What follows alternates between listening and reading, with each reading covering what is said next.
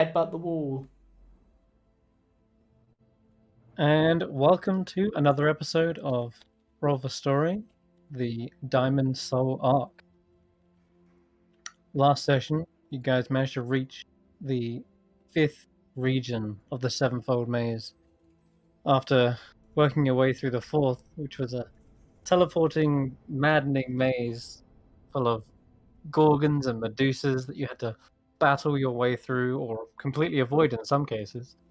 And you found the compass and the glaive were still magnetically pointing in a certain direction. And rather than going through every single room, going with a fine-tooth comb, you decided to kind of hone in on that direction. And sure enough, you finally came to a door unlocked, but as you tried to open it, it only opened a few feet at a time, and then a few feet more, and a few feet more, and anyone who went through out of order got crushed and had to be unpinned. Turns out this door only allows people through in high order for some reason.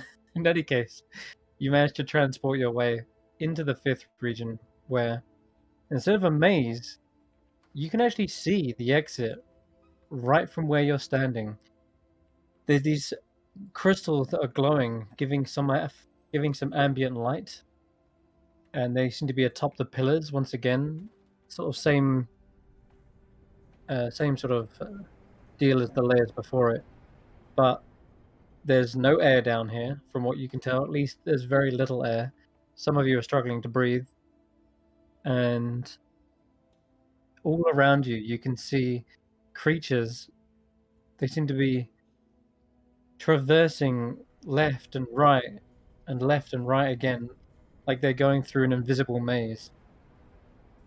One section you see there is a couple of crystal like scorpions scuttling along, crawling around, looking at things.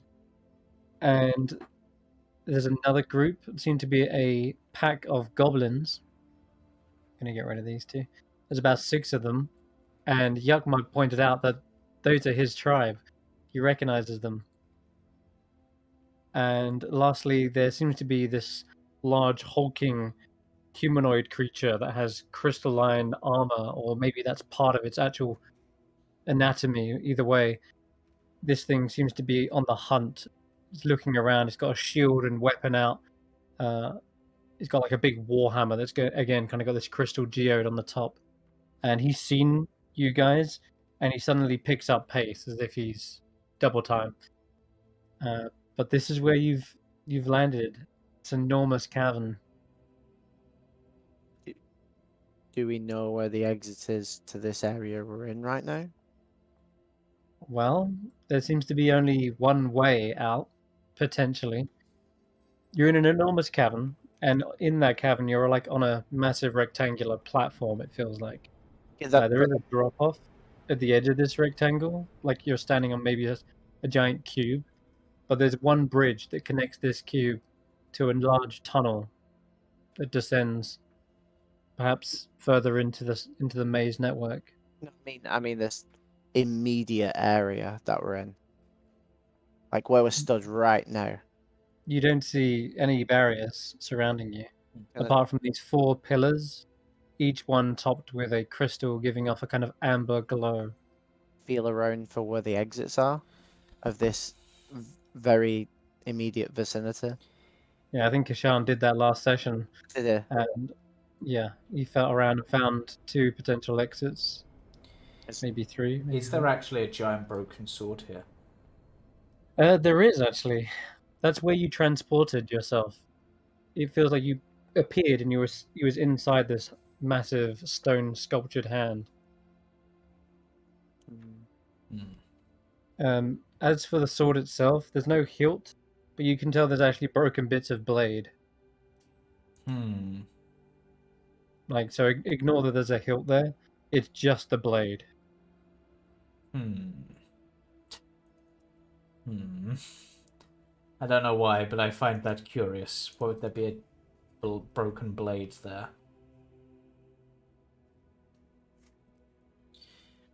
Yeah, it's in about like 5 or 6 fragments. I'm going to take the fragments and put them in my bag. Okay, you can do so. They're pretty big. They're like probably for maybe a large creature, but Yep.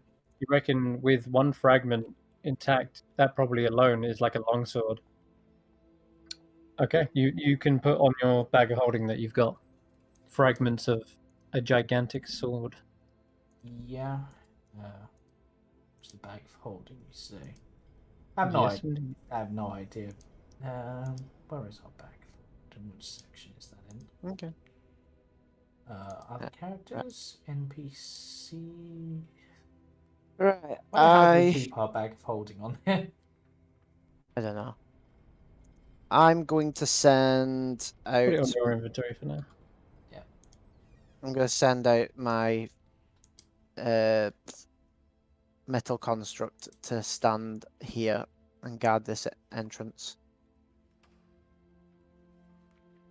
Okay. Kesh'an's already there right How now. long does your construct last? An hour. Oh, okay. And then I'm going to be doing the tiny hut so we can get sorted for at least a short rest. And so a certain someone can have air to breathe.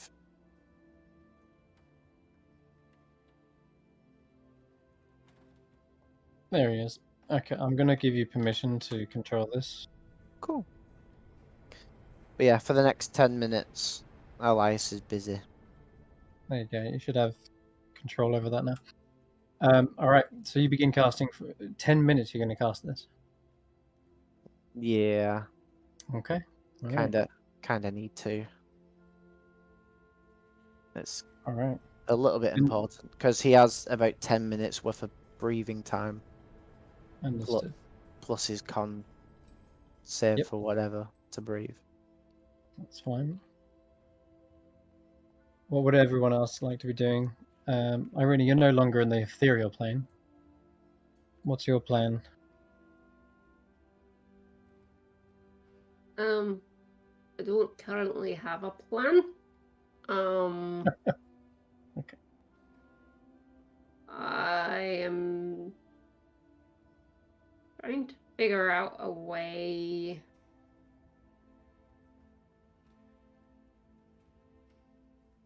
How big is this area? Like, is it literally as it stands? It's as it stands, pretty much.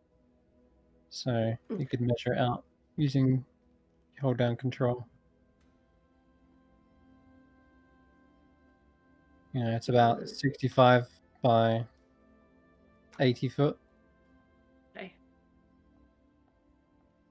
I might get Candlewick just to do a brief run around the perimeter to see if he can find where the first initial gaps might be in the glass. Yeah. Okay. So that seems to already be identified by both. I think Kesh'an and Elias have gone a once around, and you can find 3 potential exits. 3? Mm-hmm. I thought there So were this 2. this way, Right. this way, and this way. Oh, that's 2 Okay, it's because different there's ones. 4 lines. I thought they were 2 doorways. Yeah, Okay. I thought I it was didn't put that 2. down. There you go. Okay. But it looks like you can go through the corner, but you can't. So there's one here and one here. All right, that's standing. And if I pull up my compass, is it still working or does it no longer work down here? The compass looks like it is broken now. Again. Yeah, the needle just kind of flips around aimlessly. Okay. In which case, I don't really have a whole lot that I can do. That's okay. Mm. And Raheem is still in a smoky form. He is. Yes, okay. Have you got any spells that you can use before you short rest and get them back? I can Hexblades curse someone. I can set myself on fire, but that's about it. Everything else is gone now. Oh. Yeah. So once Raheem changes back, I can't help except for Setting usually... him on fire? Do you not get them back after a short rest? I do, but I need to short rest. Okay. But that's And we what have established that that's a bad idea right now. Is it? Things are moving around and look like they're heading towards us. So it might be a good idea. I don't know if we'll be able to rest. Well, that's why I've stationed this guy here, and Kesh'an seems to be stationed there. Yeah.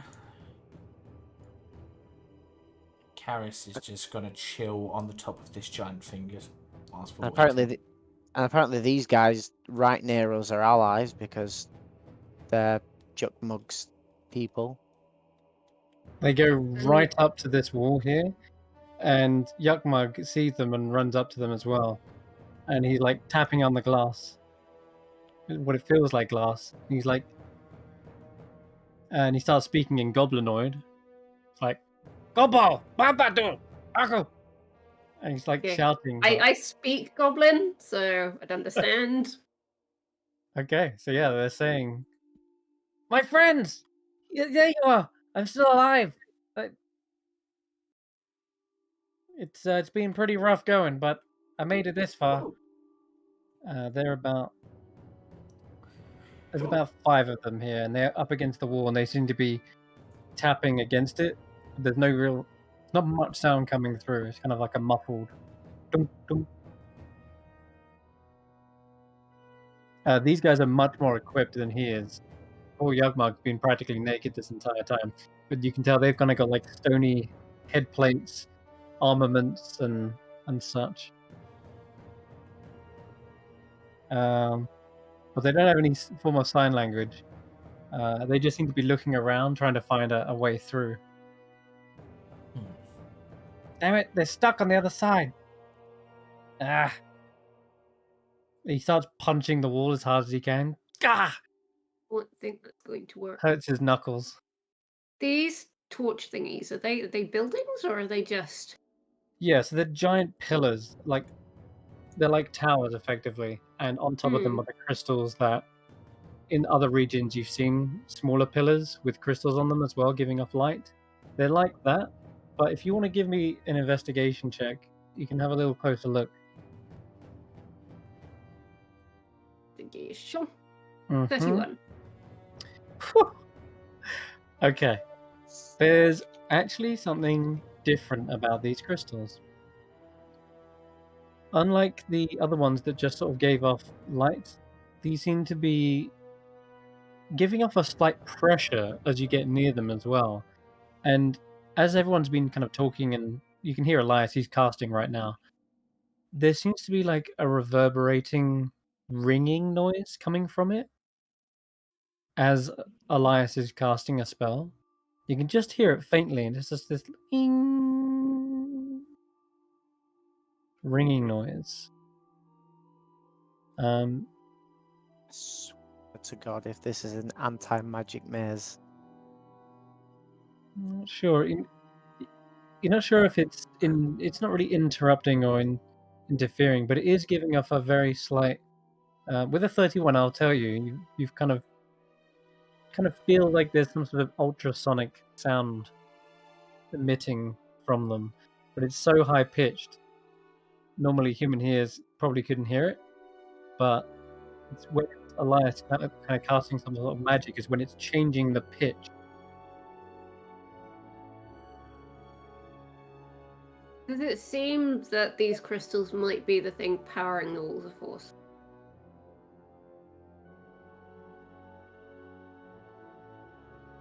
It doesn't. Whatever's created these walls, you're not sure if it's maybe underneath or if these things are just permanent structures of this maze. But no, they don't look like they're powering it. Okay. They do look like they may be a kind of power source, perhaps, but not ones for this. Not ones for this wall or maze. As there is this ringing sound that's been mentioned, Yeah. is there any noticeable reaction from any of the creatures around the maze? Because obviously some of them are crystalline in nature, so I'm wondering if they're resonating. Yes, there are. In fact, you see the 2 scorpions are the ones who are reacting the most. it's almost like they lift up their heads and their stinger suddenly like looks around as well. They can hear this ringing, and there's also a third creature that's also quite aware. All the way in the far left, there seems to be a humanoid. He's wearing a very kind of muddy, dirty kind of cloak as well over his shoulders, and he's standing by one of these structures as well, the pillar with the crystal on top, and he turns to face you guys, but he's like he's like over 150 foot away from you guys. But what you do see is one of these crystal scorpions rushes towards them and actually manages to get all the way to them. Meanwhile, the other one seems to be heading towards perhaps you. It's got its head looking towards you, but it's scuttling along the walls in a maze-like fashion to get to you. Okay. So What happens if I touch the crystal?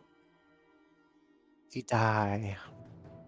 You feel there's a slight vibration to it, like it's ringing incredibly fast, but it's almost like it tickles your fingertips. It's that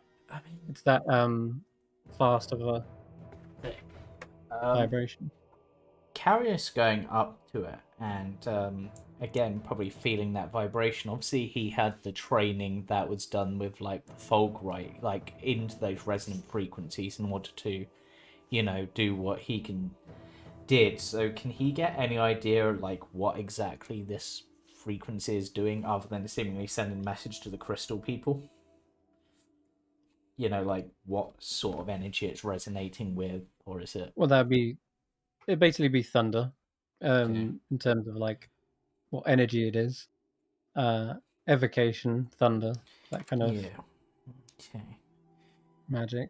So it's sending sonic vibrations. Yes. Seemingly attracting some, and so this one's obviously moved to this other crystal being. Has it attacked them, or is it just sort of moved to them? No, and you don't even see them converse. They seem to look at each other, and then suddenly one of them nods, the humanoid nods, and then the scorpion scuttles away. And it seems to be trying to catch up with the other one. Right, so I think these crystals are responding to the magic, and that crystal guy up there seems to be in charge of the scorpions. And they're communicating probably via these vibrations. So, not sure exactly how that helps or what that helps with, but at least we know. Might be useful in some way, perhaps as a communication. Considering it's like a frequency, Andy, it might be something perhaps you can pick up on with like your knowledge of like music and stuff, to be able to replicate for communication later, perhaps. Andy would know and probably tell you that this frequency, it's ultrasonic, whatever it is, it's way above any note that can be possibly played on a violin, for example. Okay. As much as but we need this guy in order to breathe, but we're not going to be able to just keep doing that because we're not going to be able to stop for those 10-minute periods.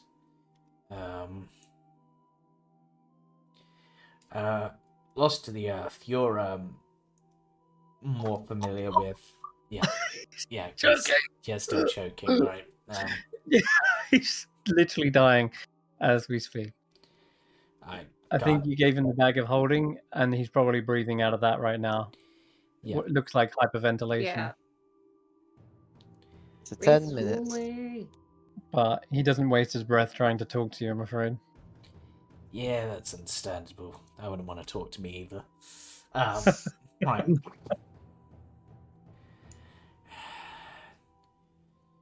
Can you move whilst you're ritual casting a spell? It's a weird question. Not really. Not outside of the area you're trying to create the circle anyway. Why? I was just thinking if you could, we could move whilst you're casting it. Yeah, but then we might get somewhere in the maze where there's multiple directions we can be attacked from. At least we know there's only 2 general entrances here. Yeah. Yeah, there's 3, but you can block off both of those, as I've done there with the But I construct. mean, it's too. You know what? I'm curious enough. I have a quick question. Sorry. Mm.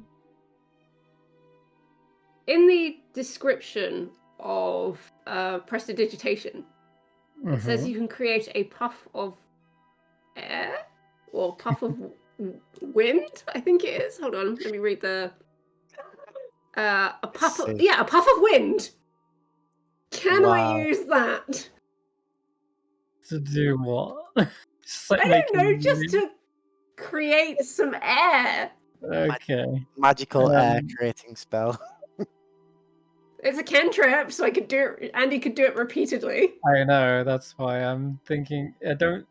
The limitations of the cantrip doesn't mean you can breathe in any environment. Thanks to that, it doesn't allow you to just breathe. But oh, but it's a puff of wind. I have a really weird idea as well.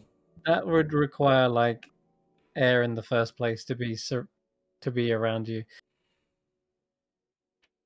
Even gust of wind right now isn't really enough because there isn't any oxygen with which to manipulate.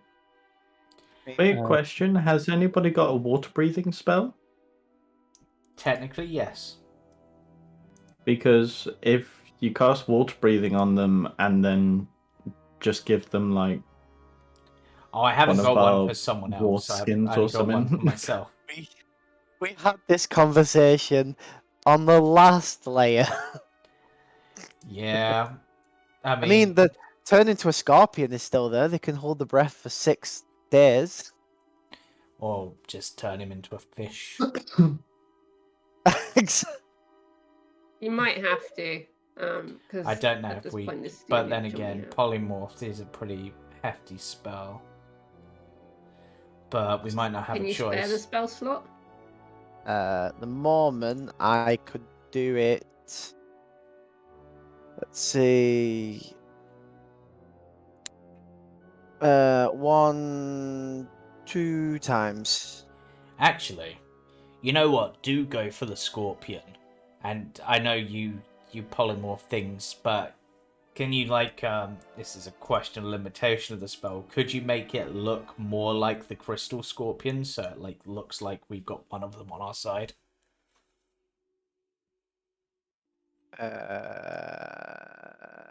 Chris? It would look like a beast, but it would definitely have the same shape and dimensions as a scorpion like these. I mean, because it could have little bits of stone on it, because some have that more natural craggy protrusions. Yeah. His carapace. Could do that, and it'd last up to 2 hours, because that's how many times I can cast it twice. You can go for it. Also, whilst this is going on, Karius is watching the scorpions, just trying to memorize their path as best he can. To try to use them as almost like a reverse pathfinding as they come towards us. You can try as best you may, but you're looking from this angle, not from the top-down angle. Yeah, it's almost impossible. But how wide are the openings? Are they? Oh, some of them are only 5 feet. No, not quite. Okay, so they seem to be 10 feet wide. So giant. I could do giant scorpion.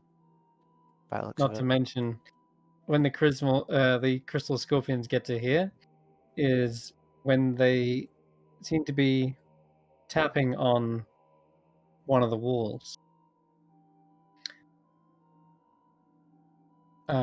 They've actually made it to you before the other creatures. The goblins seem completely lost. In fact, they look like they're almost trapped in a maze of their own, because they seem to just be passing by the other creature, like on a separate wall. Yeah. But in any case, goblins can't seem to get to you very well. So whilst it looks like they're really close, they could be really far, technically. Exactly. Yeah. So lucky for you, it's actually the crystal scorpions that reach you first, possibly because of the ringing noise going on. In any case, when they get to here, they do something a little funky. They're going to try and do nomadic shift. So they seem to be storing up energy, as almost as if they start ringing themselves, and you can actually hear it reverberating with the crystals here. And you see them kind of glowing and glowing. One of them gets like hotter with this kind of red glow, and they're going to attempt to do this. I'm going to roll them 2d20s. Oh. 7 and 8. Yeah. And then as they try as they might, they suddenly burst with this sort of spark of red energy, and then they suddenly seem to be shunted, as almost as if they get through and then they rebound and they get pushed away, and then the glow seems to die down. Which would suggest that it is possible to... They seem to scuttle around for a moment, looking at each other. So from what we've seen, sound doesn't pass through these walls because the goblins couldn't communicate with Yukmog. But clearly sound can travel, so perhaps there's only certain frequencies that can get through. And one of Karius' teleports technically lets him travel as sound.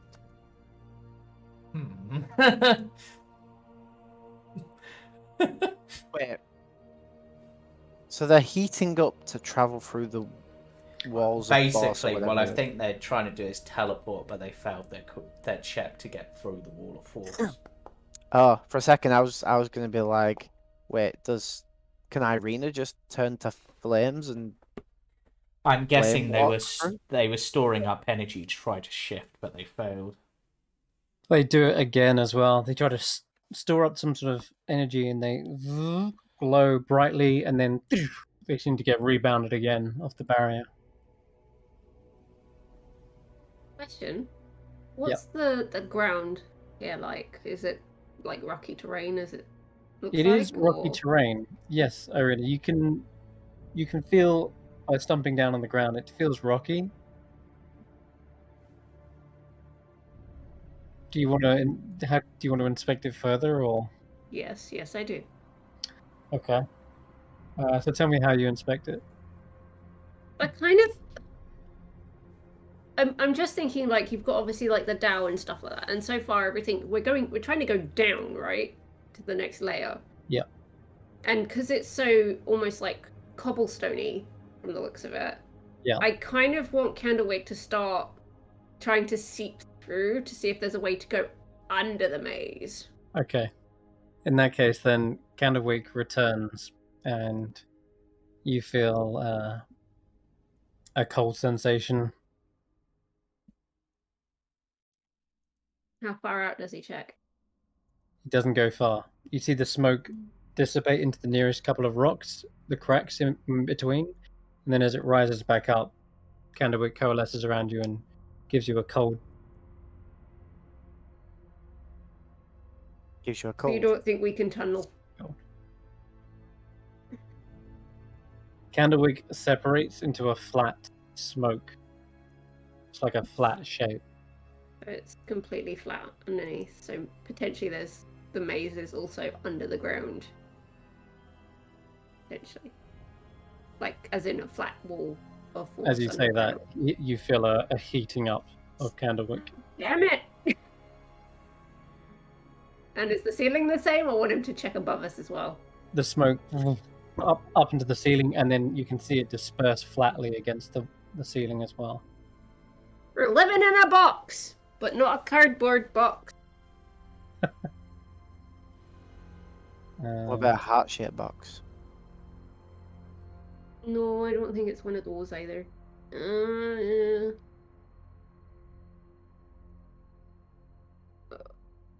Okay, I'm gonna roll because these guys haven't got here yet. Have a little race. The goblins, too. Yeah, no, the goblins are stuff. Okay. The crystal scorpions. Which 7. direction are the scorpions coming from? They tried a couple of different directions, but they're south at the moment. And this is for the other guy. Uh-oh.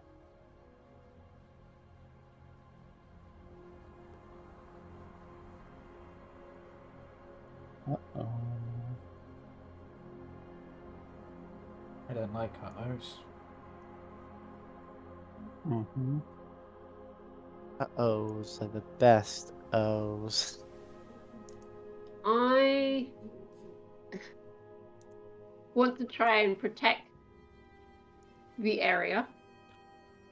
So the spots where I know there's an entryway, you said they're about 5 feet wide. Mm-hmm.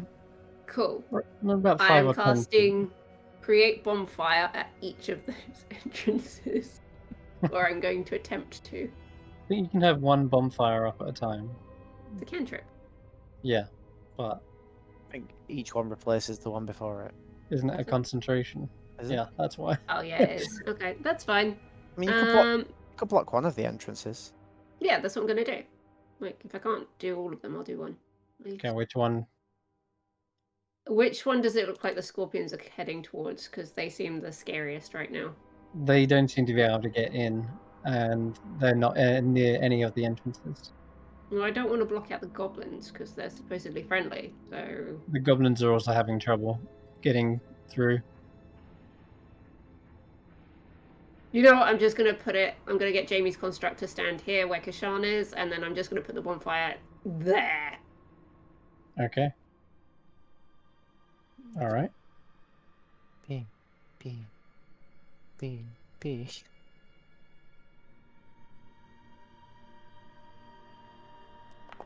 Oh.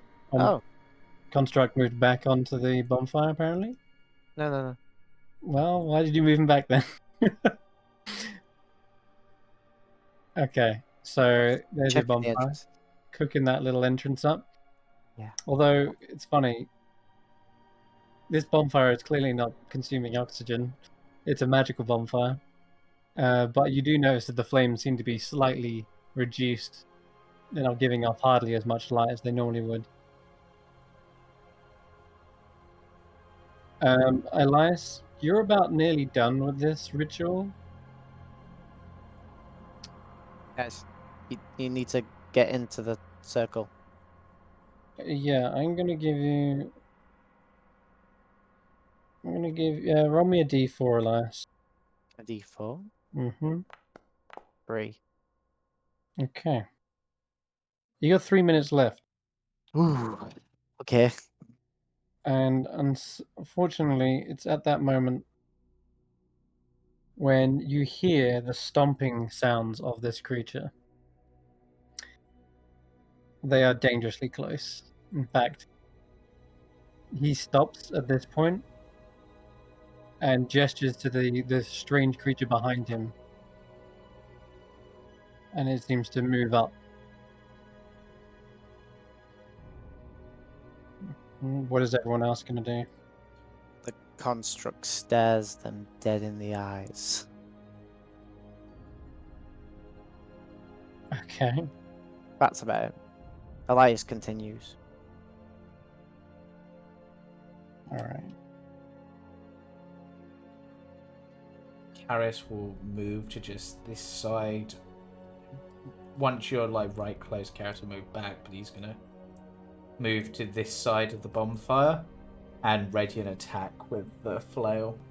In case Yeah, hide behind the wall. Yeah. Potentially. Okay. All right.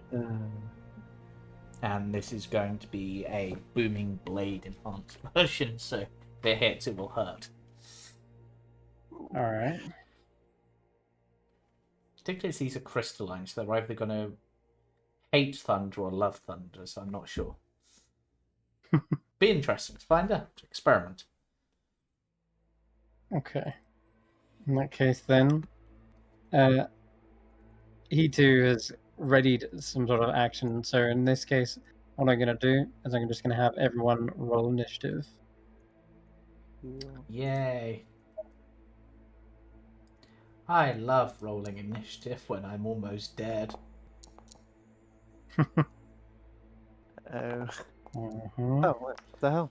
I'm going first. Oh, that's not too bad. That's not too bad. Okay. All right. Yeah, Karius, then you are up first, and you can do that held action, I guess, if you like. Okay, let's see if this hits. Because last time I tried this, it didn't hit.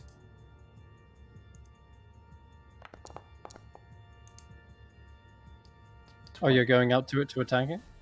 Well, that was my readied action.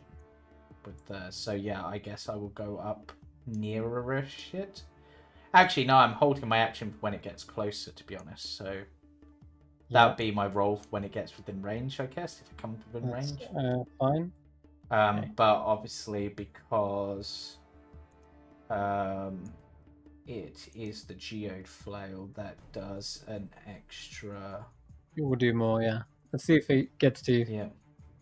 Kesh'an, then.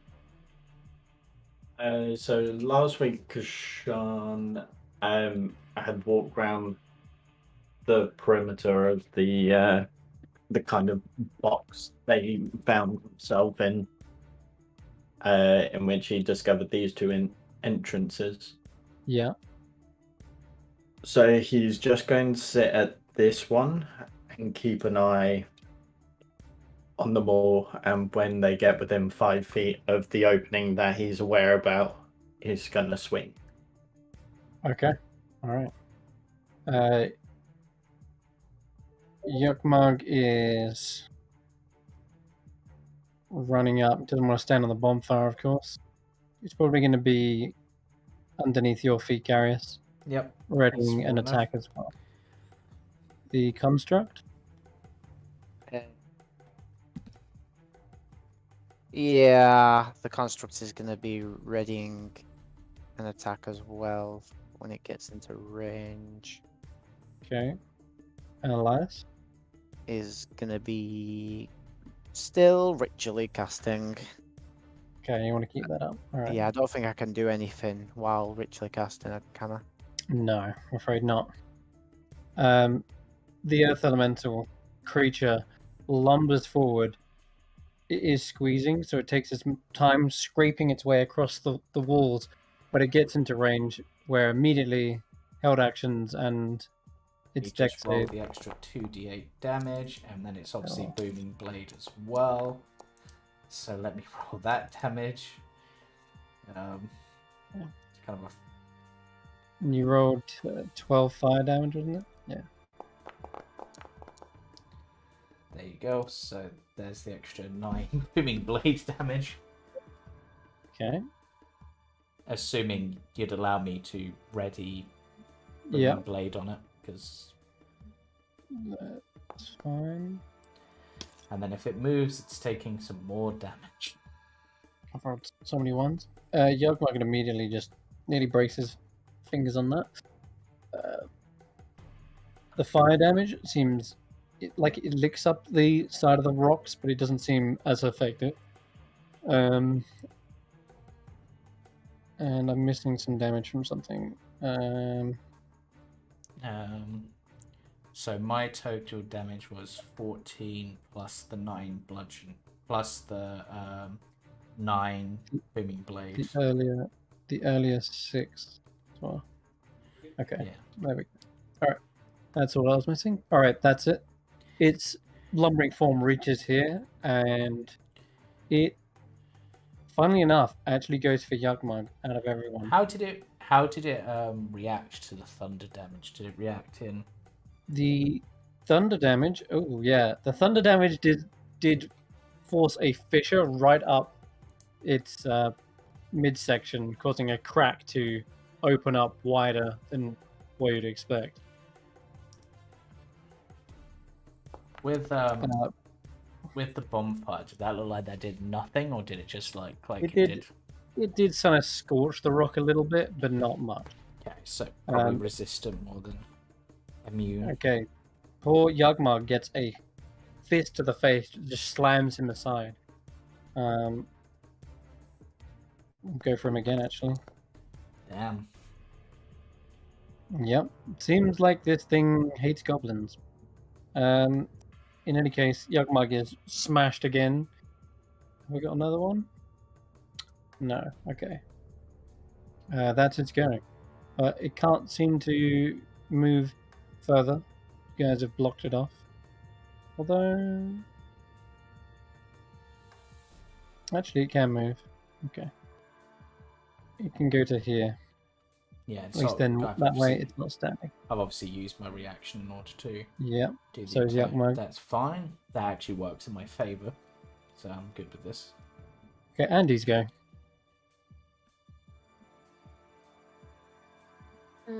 Okay. You have to bear with me. I'm not familiar with a lot of these spells because I don't normally do casters. Bleh.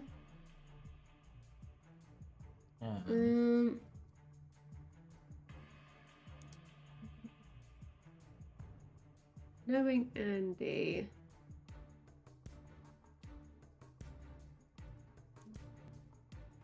And then she did potentially one of two things.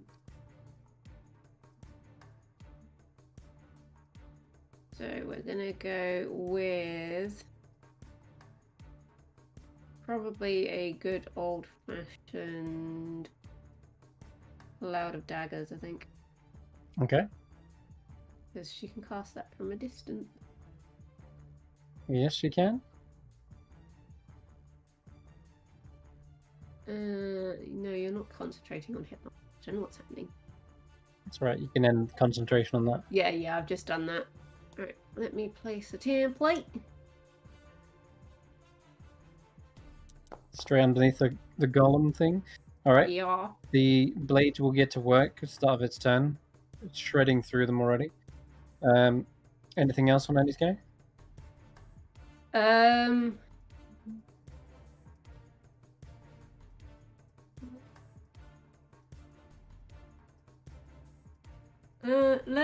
Let's do a give someone inspiration.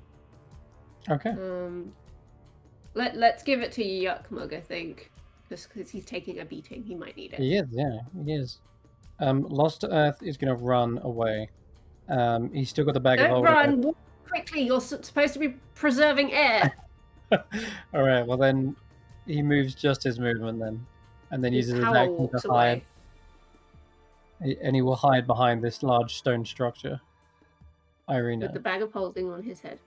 Yes. I'm going to move myself in front of Elias so he can finish what he's got to do.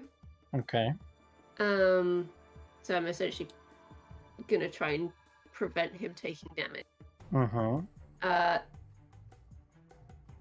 we're gonna just fire a few Eldritch Blasts for good measure. Go ahead. I am not pulling it towards me. I want that to be very clear. Sure. Is it all control? Yeah. It is all.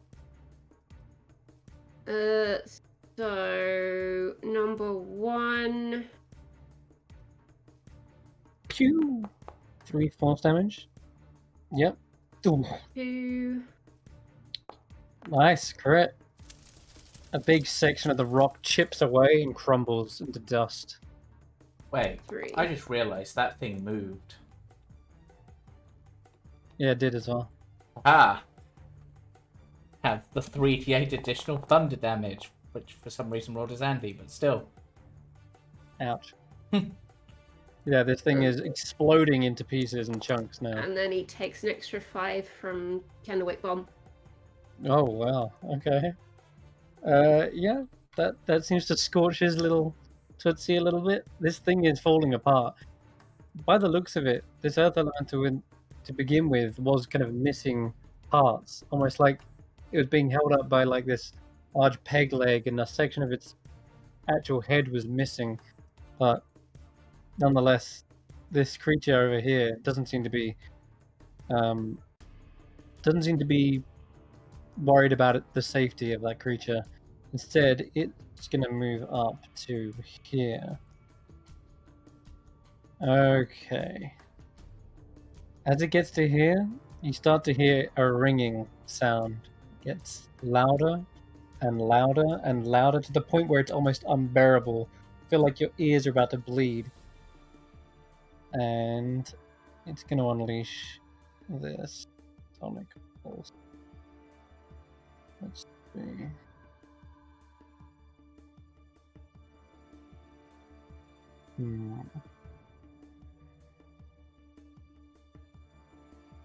You guys there.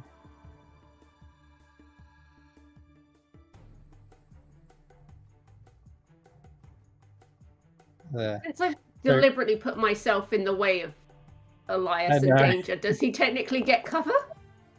He doesn't, because this is thunder damage, and I need everyone who got hit by that.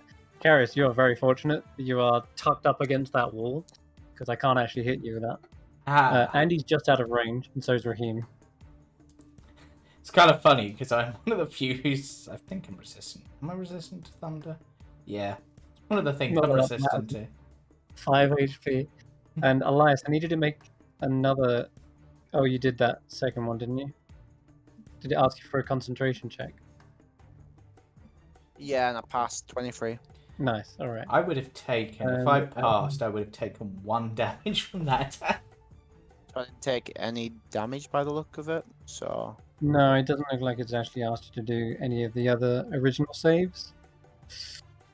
So... Wait, now it is. What? Did it ask you to make a save? It did. It made me make a Constitution save. Okay. And when I clicked it, I rolled a 23. It didn't ask me. Okay, you just rolled. Yeah, the wave itself is on my toes, so I assumed, but I don't know if I am. Okay. Ooh, yep, I rolled 1. So he's going to take 8 points of thunder damage. And anyone who got a 13 or lower is deafened for 1 hour, which is pretty brutal. As this emitting ringing noise emits from this creature's mouth. You can see his inside of his mouth is crystalline too, and almost all the crystals in there are just vibrating at such a high speed that they cause this vibration to shock out from it. Though the damage hasn't completely gone through yet. We'll come back to the damage in a minute, but that's actually his action. After that, he's going to move back as well. Elias probably passed that because he was singing Free Bad. And as it's like an almost 10-minute song, it fits. It moved back. Yeah. He did move back. Okay. That's its go. He then pulls out a mighty looking longbow. And some crystalline arrows as well. And then back to you, Karius. Okay.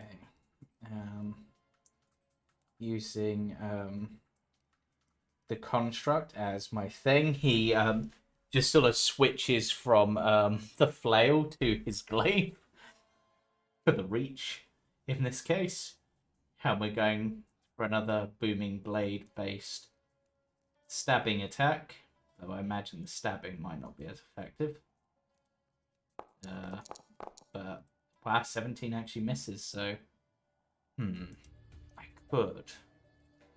Considering how badly damaged this is it worth doing that? Yeah. Okay, I'm also going to quicken a spell. Because that failed. And what? I'm going to... yeah, let's do that. It should have disadvantage on this if my understanding of how its feature works. As I try to shatter it. Okay. Because it's inorganic, I would imagine it has disadvantage. It is... Is it a con save? Yep. Okay. Disadvantage. Wow, still rolled a 21. So I'll take half of that, so that's 7, but then because it seems to be vulnerable, it will take 14. Indeed, it does. Another section of this creature shatters, and it seems to stumble around up against the wall, and it tries to like hold itself together, but it's crumbling. Yep. It It's is me. back to you, Kesh'an. Cool. So I guess I'm gonna try and shut up the noise. So I'll run over here. Yep. Onto the bonfire. There. I guess. In all fairness, I failed my con save, so that would be gone by now. Oh. I think that was for the Sonic Pulse. If you want to give me a second con save. Yeah, it's up. Okay, so I'll go this side. Hmm. And I shall whack.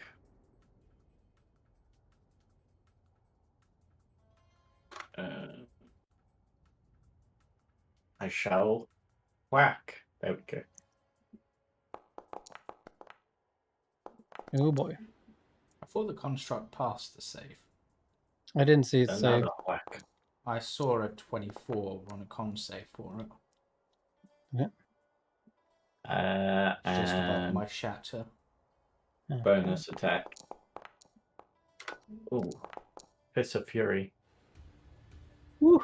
Yeah, it's stumbling back. It looks like it's on its absolute last legs. Yeah, Kesh'an's got his claws out. It's just going to ready up for another attack. Okay. All right. In fact, Yuck Mug might be able to get in there and do the job. He nimbly ducks in and out between people and goes for a finishing blow. His unarmed strike. Can he hit the thing though? Nope. His knuckles are battered and bruised. Second attack. Ooh, nearly gets the job done. He's going to flurry of blows. So he does have inspiration, the bardic inspiration. Yeah, you know what? He We'll save could the have used flurry that of on blows. that first one, but We'll use it on that, which I think it just needs. It needs 4. Yeah, he's going to use. Is it a D8 or a D6? It's D10 at the level that they're at. I think. Yeah, D10. Nice. All right. So the bardic inspiration comes through and manages to deliver that final blow, breaking this thing into big chunks. It lies like rubble strewn across the ground. You hear kind of a grumble from this creature back here. It is the constructs go.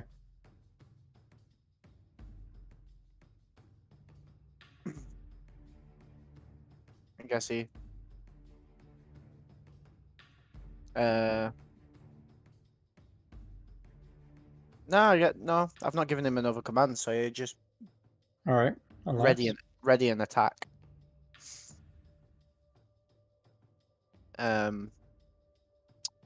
Yeah, Elias will probably just say, have at him. In regards to the construct, doing Okay. his thing next turn. But for now, the construct's ready to attack because he was ordered to defend the Yep. entrance.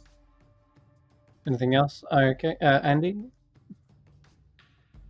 I can't remember. You can't move Cloud of Daggers. It's just Sadly there. not. No. Okay.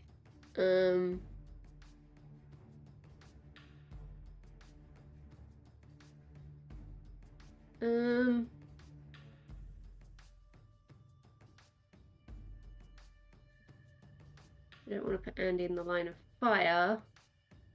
Also, Andi could also find a line of fire. I mean, I will say that this has a longbow, so she might be in the line of fire anyway.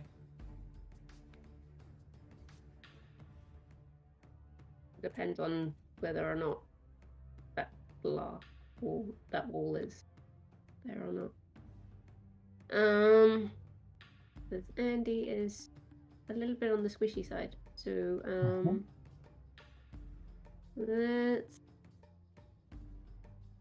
do.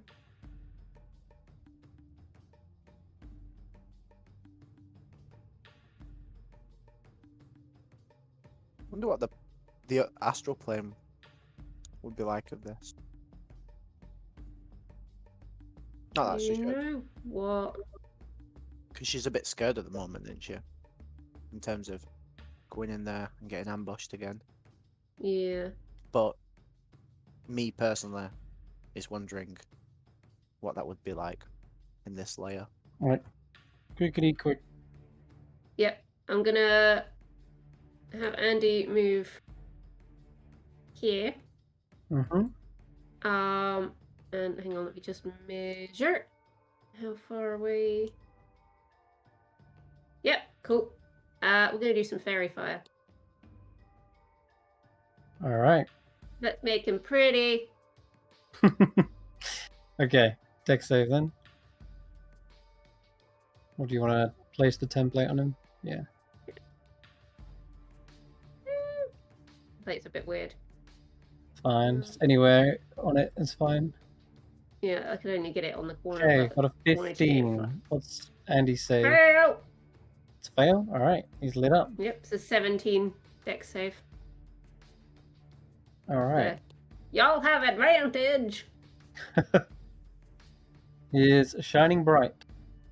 And speaking of advantage, Bright like a no. diamond. Eirina's go first. Yep, I am going to use this to my advantage.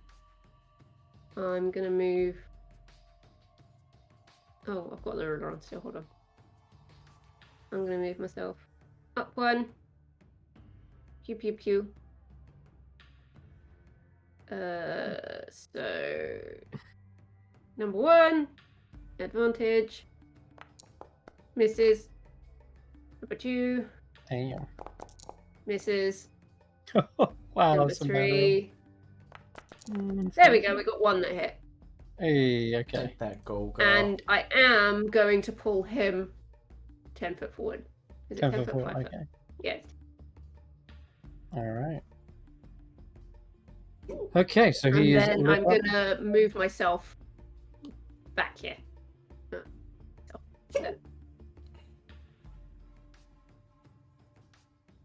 And I'm done. Alright, nice. That's too much very far. Just give him that. There we go. Alright. On his go. He targets Yukmug and fires the mighty longbow towards him. And because Yukmug is deafened, he too has advantage. And crits him. Oh, good lord. Yukmug, poor guy, is shot straight through the neck as an arrow, like, pierces his jugular. And fires a second shot at him. Should have been advantage. Again, roll a d20. Yeah, nice, not crit. And another 13 points. That puts him down to like 11 hit points now. He's like, ah, and falls away. But he can't even hear anything. Doesn't know what's happening. These arrows are just assailing him. After that, this creature begins to slink away. 5, 10, 15, 20, 25, 30. And he moves along and then down some. And starts pulling out a new set of arrows. Oh, But that's going to end his go. Karius. I just realised I can do stuff while ritual casting. It's like just concentrating on a spell. Can I try and No, cut the you have word? to be using your action every turn to be casting. What about It's a ritual. It's not just concentration, it's a ritual. what about reaction? I'm not sure about reaction. Do you have anything you can even do on a reaction? I can cutting words. Okay.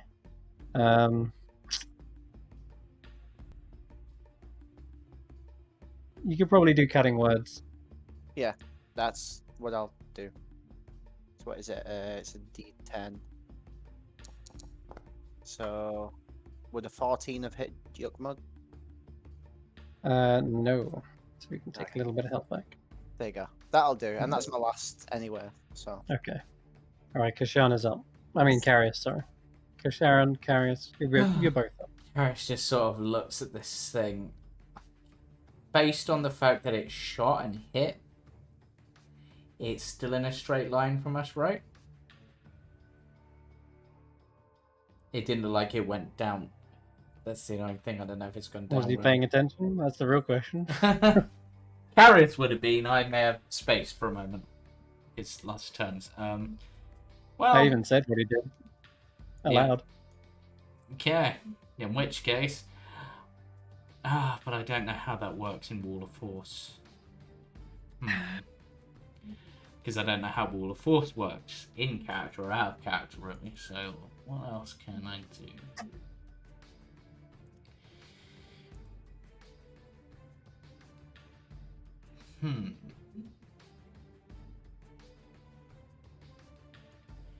You know what?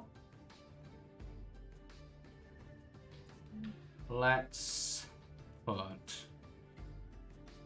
Because whilst he could see us if he came round a corner and like got in line, and he'd know roughly where we are, he wouldn't know exactly. So what I'm going to do is I'm going to cast Fog Cloud in the thing there. Okay, Fog Cloud it is. Right. Basically move there myself, and hopefully that will at least give us some cover from him if he tries to shoot. Definitely create some difficult, some obscured vision from your point of view. Kesh'an, you're up, and you can just hear like the deafening ringing in your ears from earlier. Gotcha.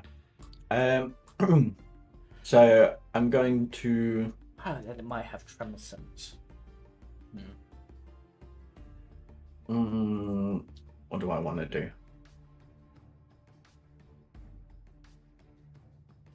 I'm going to try and lure out the archer. So I'm going to go and stand in the open.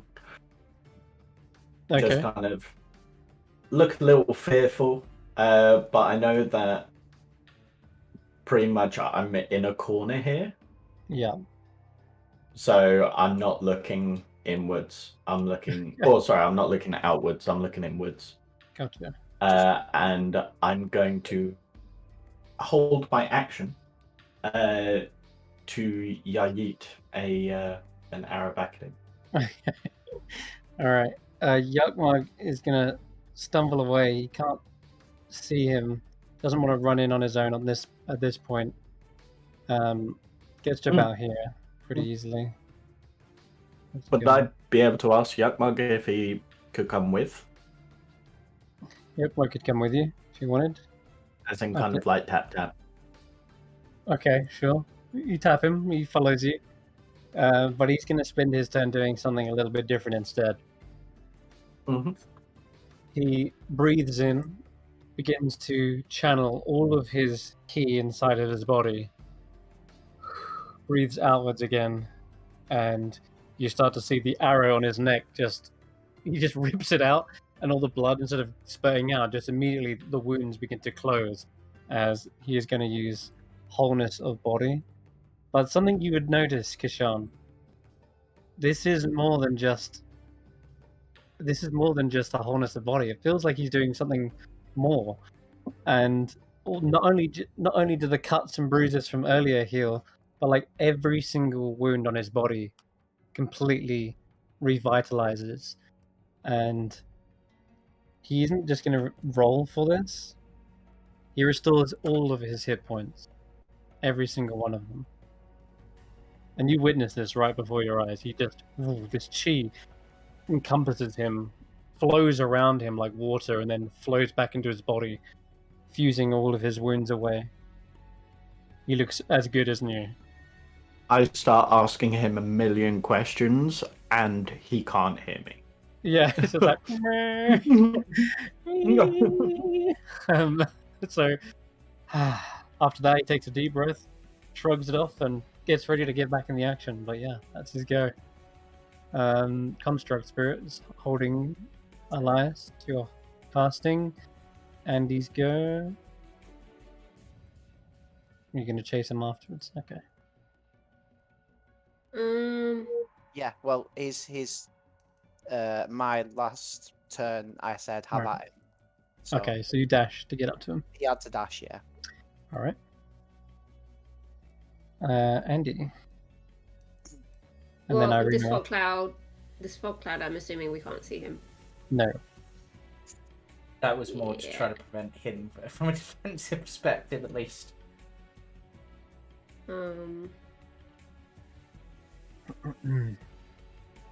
But it might not work. Let's have Andy pop over to Karius and just give him some health, shall we? Okay. Health it is. Cure wounds always helps. Yep. Where are we on the sheet? Cure wounds. There I you are. appreciate the healing. Let- That will help. All right. And then let's go for a third. all right, really pumping him. There you go, 19. Yeah. Okay, Eirina, you're up.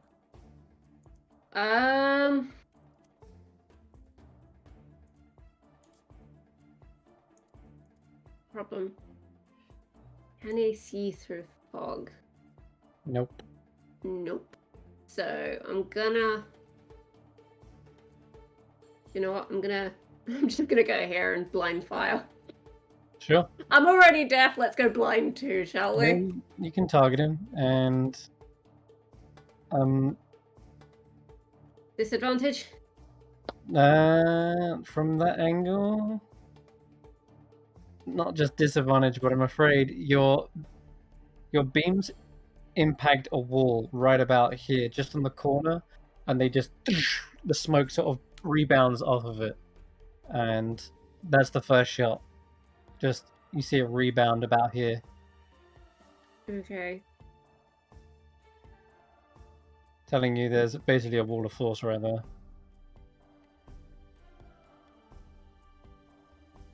Okay. Well, I was here when I hit him before. You was. So wait, where You were. is the gap in the wall then? I thought it was here. That's upper There corner. is, but I think Right he's there. gone just round a corner. he has. He moved. I not only moved the token, but I also said aloud that he went down. Okay. So he did go around the corner to give himself full cover.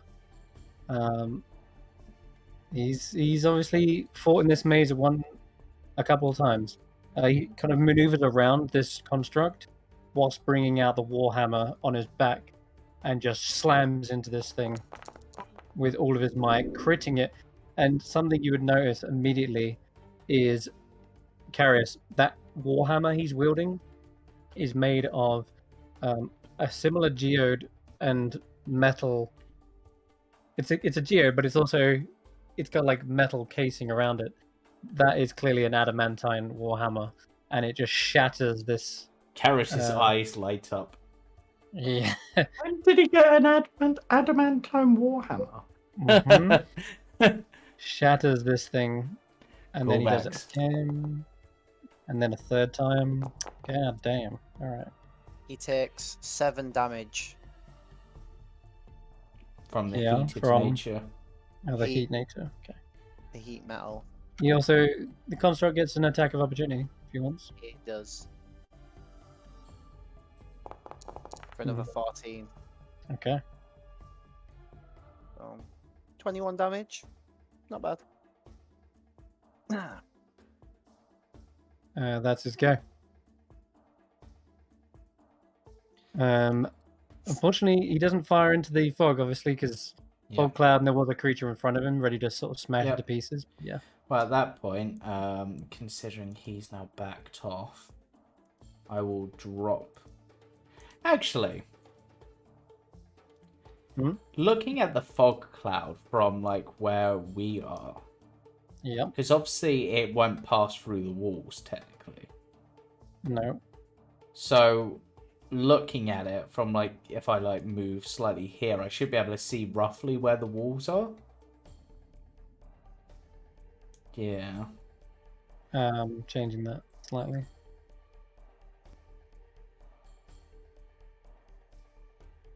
Okay, interesting. So, the heck is the thing for dropping? Do I not have permissions to? I can draw things, but I can't seem to see where fog. I can't seem to see fog cloud in order to drop it. Like to remove. I was going to drop the concentration. You're going to drop this. Okay. Because now that it's backed away, there's All right. no need to keep it up. Okay, you drop the fog cloud. And I'm also going to get rid of these drawings because I can't really see it now. Yeah. Okay, Karius is going to try something as a test. Because obviously with Shatter, it's not like I'm firing it at a point, I'm just making that point erupt. I don't need to be able to see the target or anything. So, can obviously just go to the other side of walls. I don't know how that will interact with Wall of Force, or whatever these walls are made out of. We assume Wall of Force, but could be something different. So I'm going to attempt to cast Shatter on it. Whether that is successful or not, or if I have to roll anything additional. And also, he is, like, non-organic, right? He appears to be. There is some sort of flesh on him as well, but... So I don't know whether he'd be at the disadvantage because made of inorganic material such as stone or crystal. So, one quick question. Hold on.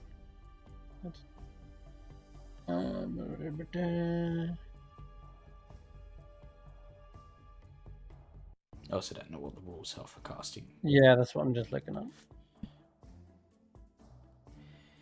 Because I know Globe of Invulnerability, for example, stops you casting through it, but it doesn't protect you from the AoE. On this one occasion, I'm going to rule it. We can check afterwards as well afterwards, but I'm pretty sure what happens instead of you shattering him, the spell doesn't reach through.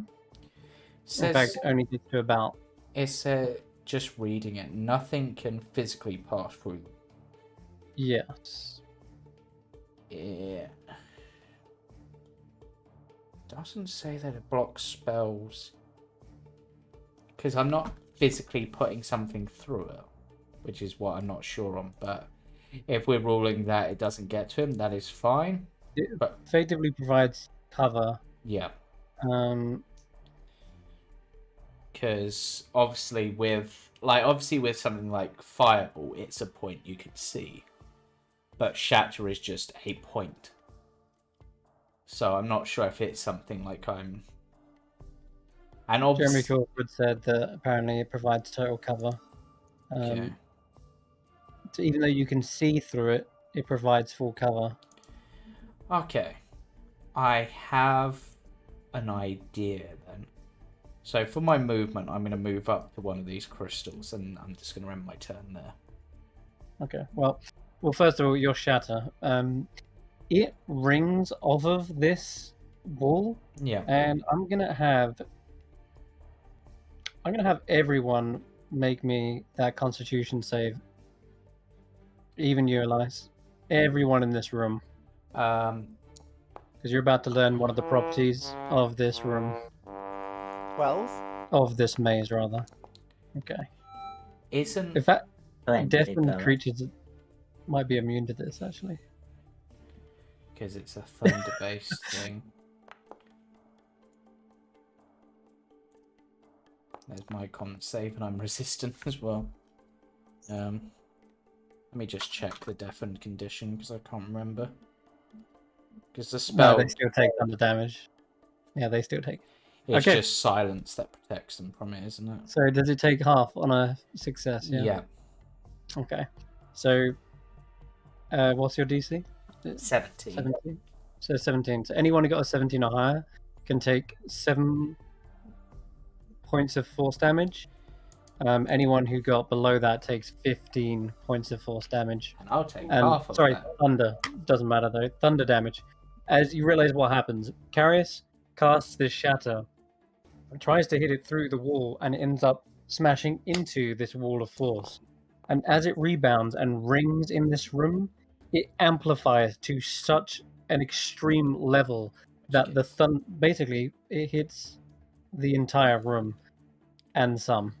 It is Okay. so deafeningly loud. It's like you've cast it inside a glass box, Yeah. and it rings and bounces off the walls, creating Essentially, we're in a perfect echo chamber almost. exactly. You're in an echo chamber, and any thunder damage in here is effectively amplified and blasts ringing open. Should have done it with the other one as well, but you definitely notice it now as you kind of slam it into the wall. Particularly because it hit the wall in this case. Interesting.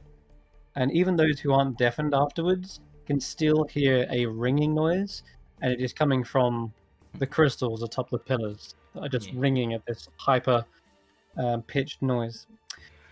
That is, unfortunately, your go. In which case, Kesh'an. Karius wouldn't have moved towards the crystals because it removed. Yeah. It sort of removed my idea, so that's fine. Sadly, he didn't get a shot at you guys, Kesh'an, but he seems to be moving away at the very least. Are you going to pursue him, or it's up to you? Elias is trying to get up the dome, and you need to be inside the dome when it's cast in order to be safe. No, I'm just gonna wait. Okay. I'll head over to the others, and I'll bring Yugmug with me. Okay, the construct. He's going straight for him. Okay. So it will move down 1v1 me, Yeah. bro. pretty much. And it is going to slam. Andi will be up next. Oh! One sec. Technically, it's not 20. Because it's verified. I forgot about that. Yeah. So, Okay. just for the Get some sake. hits in. Yeah, he's still going. Alright. Attack of opportunity would have been a thing, but it's only 10, so it wouldn't have been a crit anyway. Alright. Andi, Eirina, are you chasing after this guy? Probably not. Cool. Not about to go Okay. charging into a maze that I can't see. No problem. Oops, that was a mighty long bow. My bad. All that. There he goes.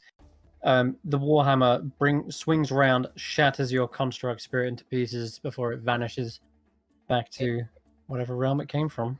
And it takes 9 damage from those 2 hits. All right. Oh, shit. Minus 50. Oh, that's a great construct. Let's try that again. That's better. Construct self-destructs. All right. So this creature looks over towards the group, and he sees Yugmug, and he kind of clocks eyes with him. Yugmug's like, "Yeah, what do you want? Piss off, damn Golgas! They're clearly hunting my tribe down here." And Yugmug goes up to the outer wall and just flips him off, and the Golgar just squints his eyes before sheathing his weapons and making a tactical retreat. It seems. He goes deeper and deeper into the maze. He was warded off by my construct. No, warded off by the fact that all of his damage was undone by wholeness of body. He gets to the edge here, and you see him actually climb down and out of sight onto the side. No. Oh god, it's a 3-dimensional maze. It's a cube. It's a dice. It's a 6-sided dice maze. And that's going to end combat.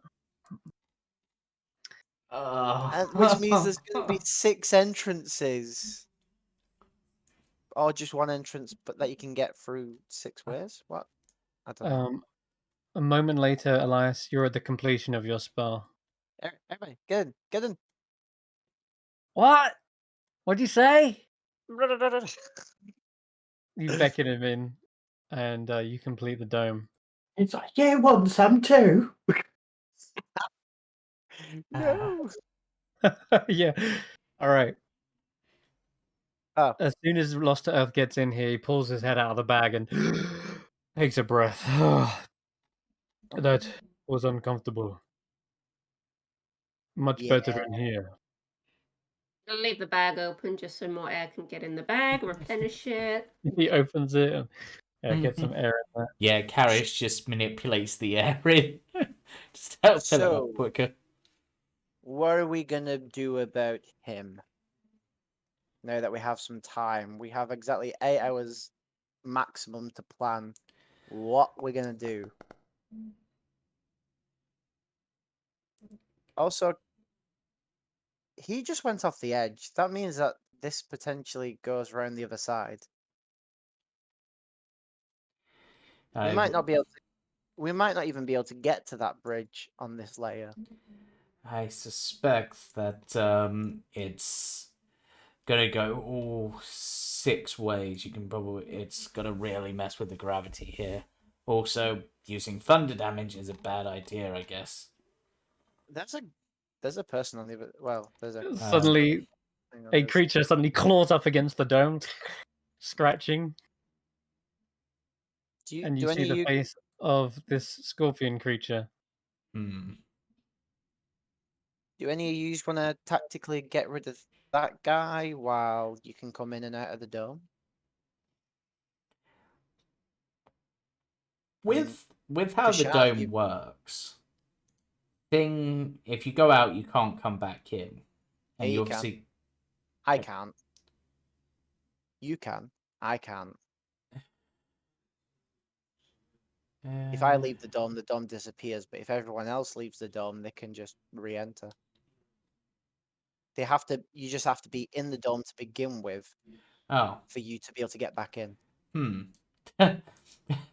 Karius doesn't even have to leave. He can just jab it with his blade. Piss off. Reach.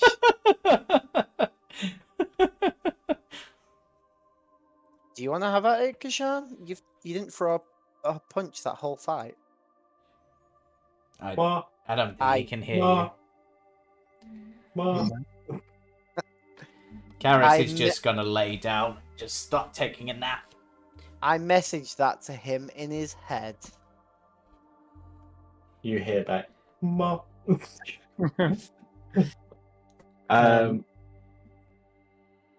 I mean, it would probably be wiser to take a short rest. So I'll just tell you now, we're going to go by the new rules, which is you can begin taking a long rest. If it gets interrupted, you still get the benefits of a short rest if you've been resting for at least an hour. Have we I'm had going. long enough to have a long rest at this point? What that means is you can begin taking a short rest and then go into a long rest, or you can take a long rest. But since Yeah. our last long rest, has it been long enough to have another long rest? Yeah. Has it been like 16 hours at the very least? Because you can only do it once every 24, right? Well, yeah, technically it's once every 16. Yeah, because you're right. It hasn't been long enough for a long rest. So I'm just going to take a short rest then. How long I'll does the take a dome short last? rest. How many Did hits? Oh, How long does the dome last? 8 hours? Yep. Okay.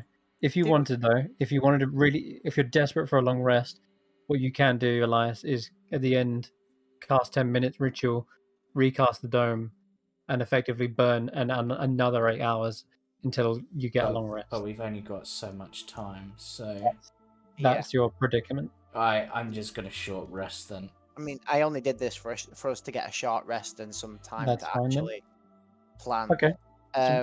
Did we decide if you can double up on the Song of Rest? Can you double up on Song of So Rest? if 2 bards play it. I forgot. I'll allow it. Okay. Normally, Well- 2 spells and 2 abilities can't, if you had Wait. 5 paladins, you're not going to get plus 17 to your aura from your auras. Well, that's not right. It But- rolled me a d6. There you go. You'll get an extra 7. There you go. And when I get up, I'm assuming I'm no longer deafened anymore. Correct. At the end of the hour, you're no longer deafened. Sweet. Question. Do those who are deafened get the benefit of the Song of Rest? Because they can't hear it. Yeah. Yeah, you wouldn't. That's really sad. But most people who got deafened didn't have low HP anyway. So you're okay. But you're right. Okay, I was going to say I didn't really need it anyway. no, So, nor did Yugmug anyway. So Yeah. you're fine. But Just Eirina. Sorry, the Eirina. one thing I wanted to get back was my key, which is Yes, good. you do. Yugmug gets Seven, right? so, okay, 78 out of 89. That'll do.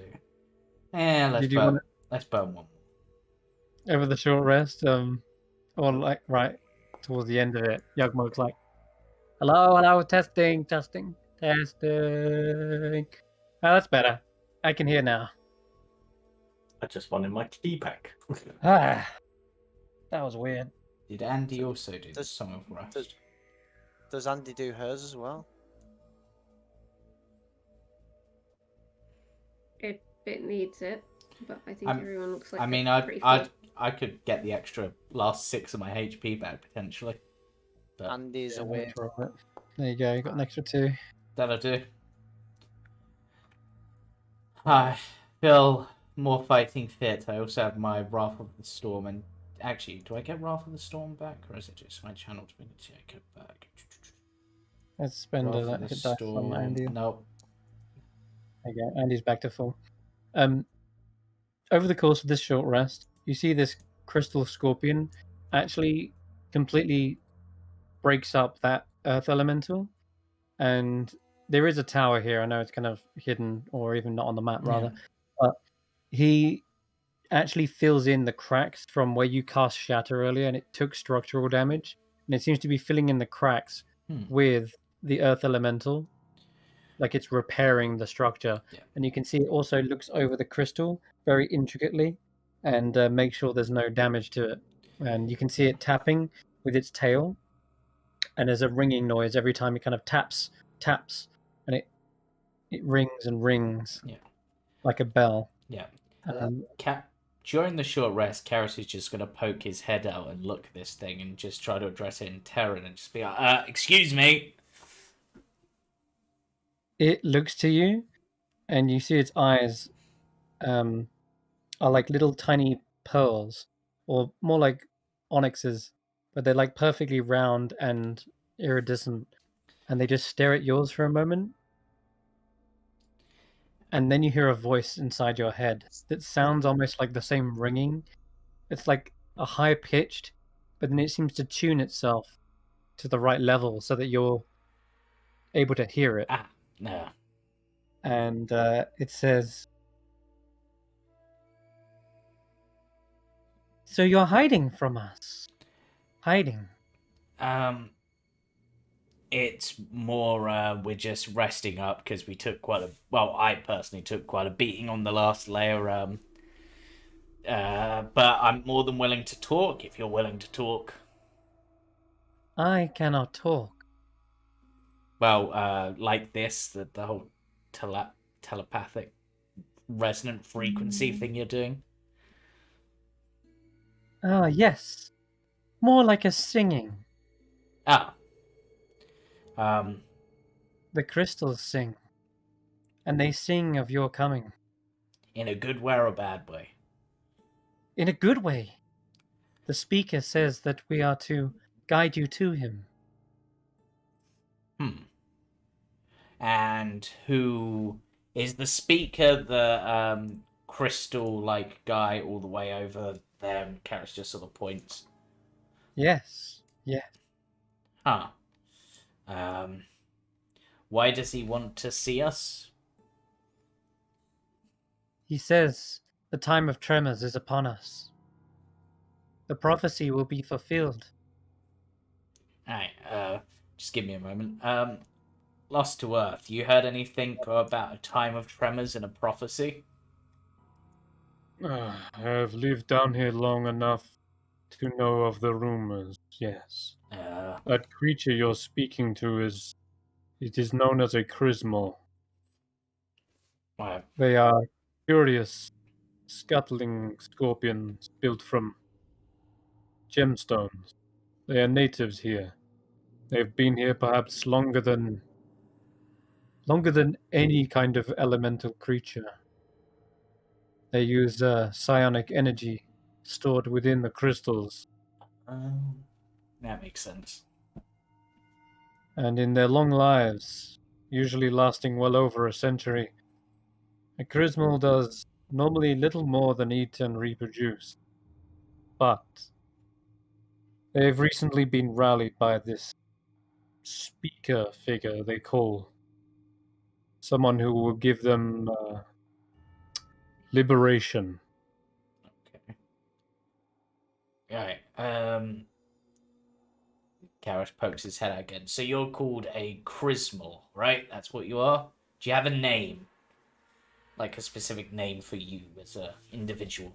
I'm Karius, by the way. Greetings, Karius. I am indeed a Chrismal.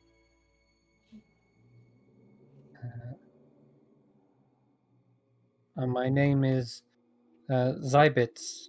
Zybits, love it. Love the name. Great name. Whilst we're just resting up, we'll be with you shortly. Do you could you tell me a bit more about this prophecy? Like, what is the time of tremors? What's meant to happen? Yes, the time of tremors. You are prophesized. Apparently, you're the ones who defeated the Great Khan. Yes? That's a good thing in your eyes that the Great Khan was defeated. Oh, yes. Then, yes. Yes. It signals the coming of the liberation. Well, we do have an intense hatred of slavery. Had enough of that. That will soon end. Oh, nice. All things will change. The earth, the mountains, they will all be formed into a new beginning, a clean slate. Well, freedom for all, liberation for many. I like the sound of this.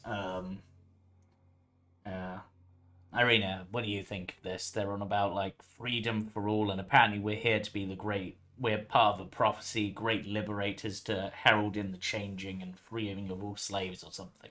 It's kind of cool. I mean, freeing slaves, I'm all for, but we're just here to get Kesh'an where it needs to be and to get those diamonds. I know, but I mean, if do you remember the prophecy word for word? And I open my journal and hold off my pen. What's the prophecy? Could you tell us the actual word for word? Like, is it like on the falling of the Khan, the tremors will start? The falling of the Great Khan will signal the time of tremors. The prophecy will begin when the speaker is aided by those who defeated the Khan. A bell will toll, a ringing for all to hear, and it will toll the dead slave masters. They shall be swallowed by the earth. Where one will fall, the next shall follow, like dominoes. They will be cast down like pebbles into a great well. Swallowed by the earth they defile. The slave masters are the Tao, though, right? Correct. The Tao have enslaved all kinds. Elementals, Chrismals. The Tao are undead? No. But the ringing of the bell shall toll. It will be like a giant toll the dead. It will signal their end. Kind of feel bad for that one guy. You know, the map maker guy. Shakif, yeah. Yeah. I am to guide you to the speaker. He wishes to speak with you. As part of like this whole prophecy, does that involve going on to the later layers of the maze, do you know? So we're kind of aiming to get to the final layer. It's part of why we're here.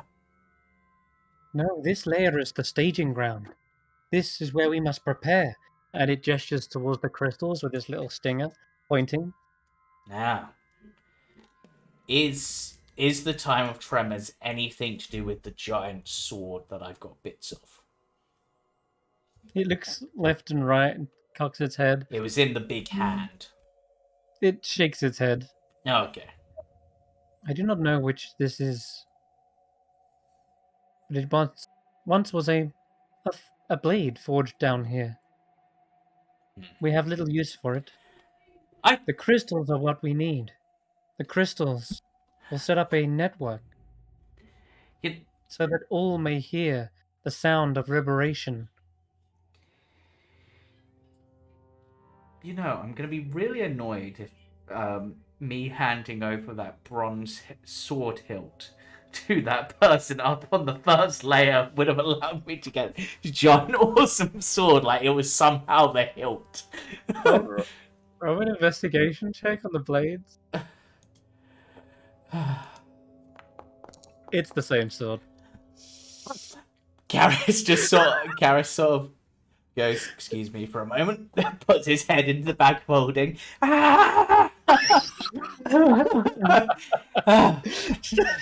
Screams into the bag. That's brilliant. Do you know, I have just thought of something though. Just thinking of that, because my mind apparently works in weird ways. The necklace of adaptation allows us to breathe in any atmosphere, so it's obviously essentially creating oxygen for us. So technically, if we were to give Lost to Earth mouth to mouth every now and then, would that work? Technically, we've got the oxygen. Oh my god. There might be a medicine check involved, but...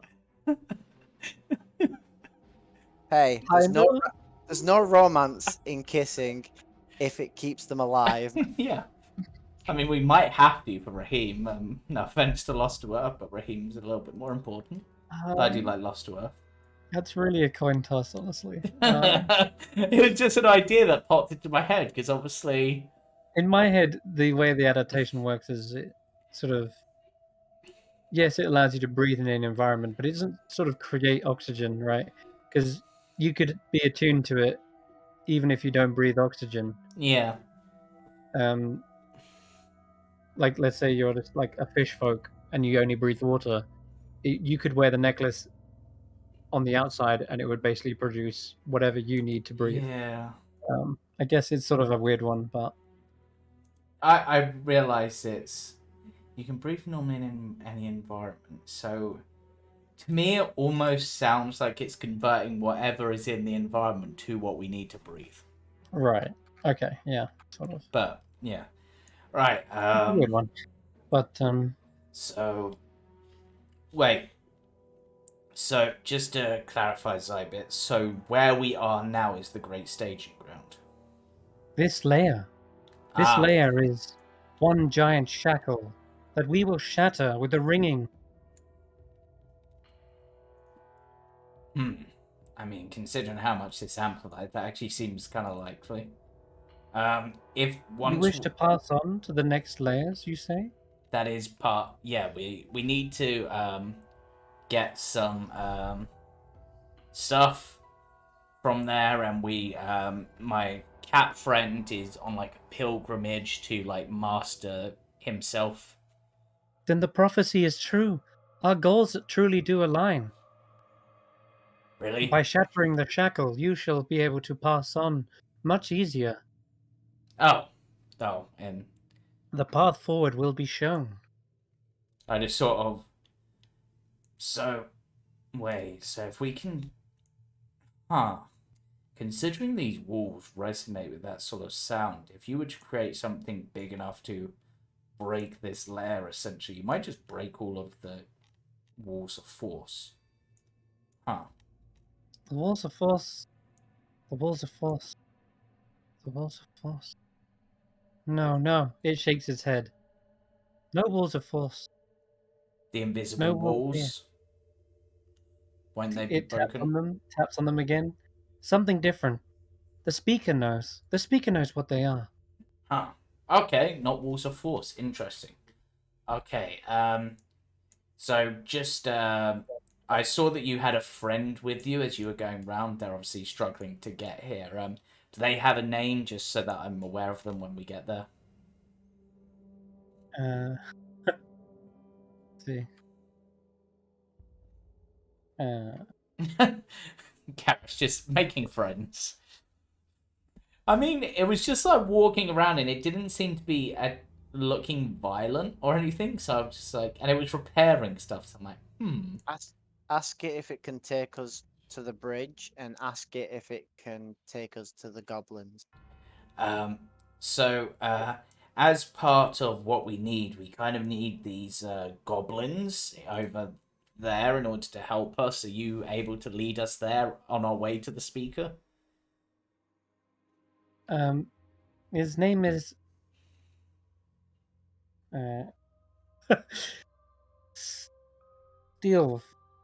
Steve. Steve.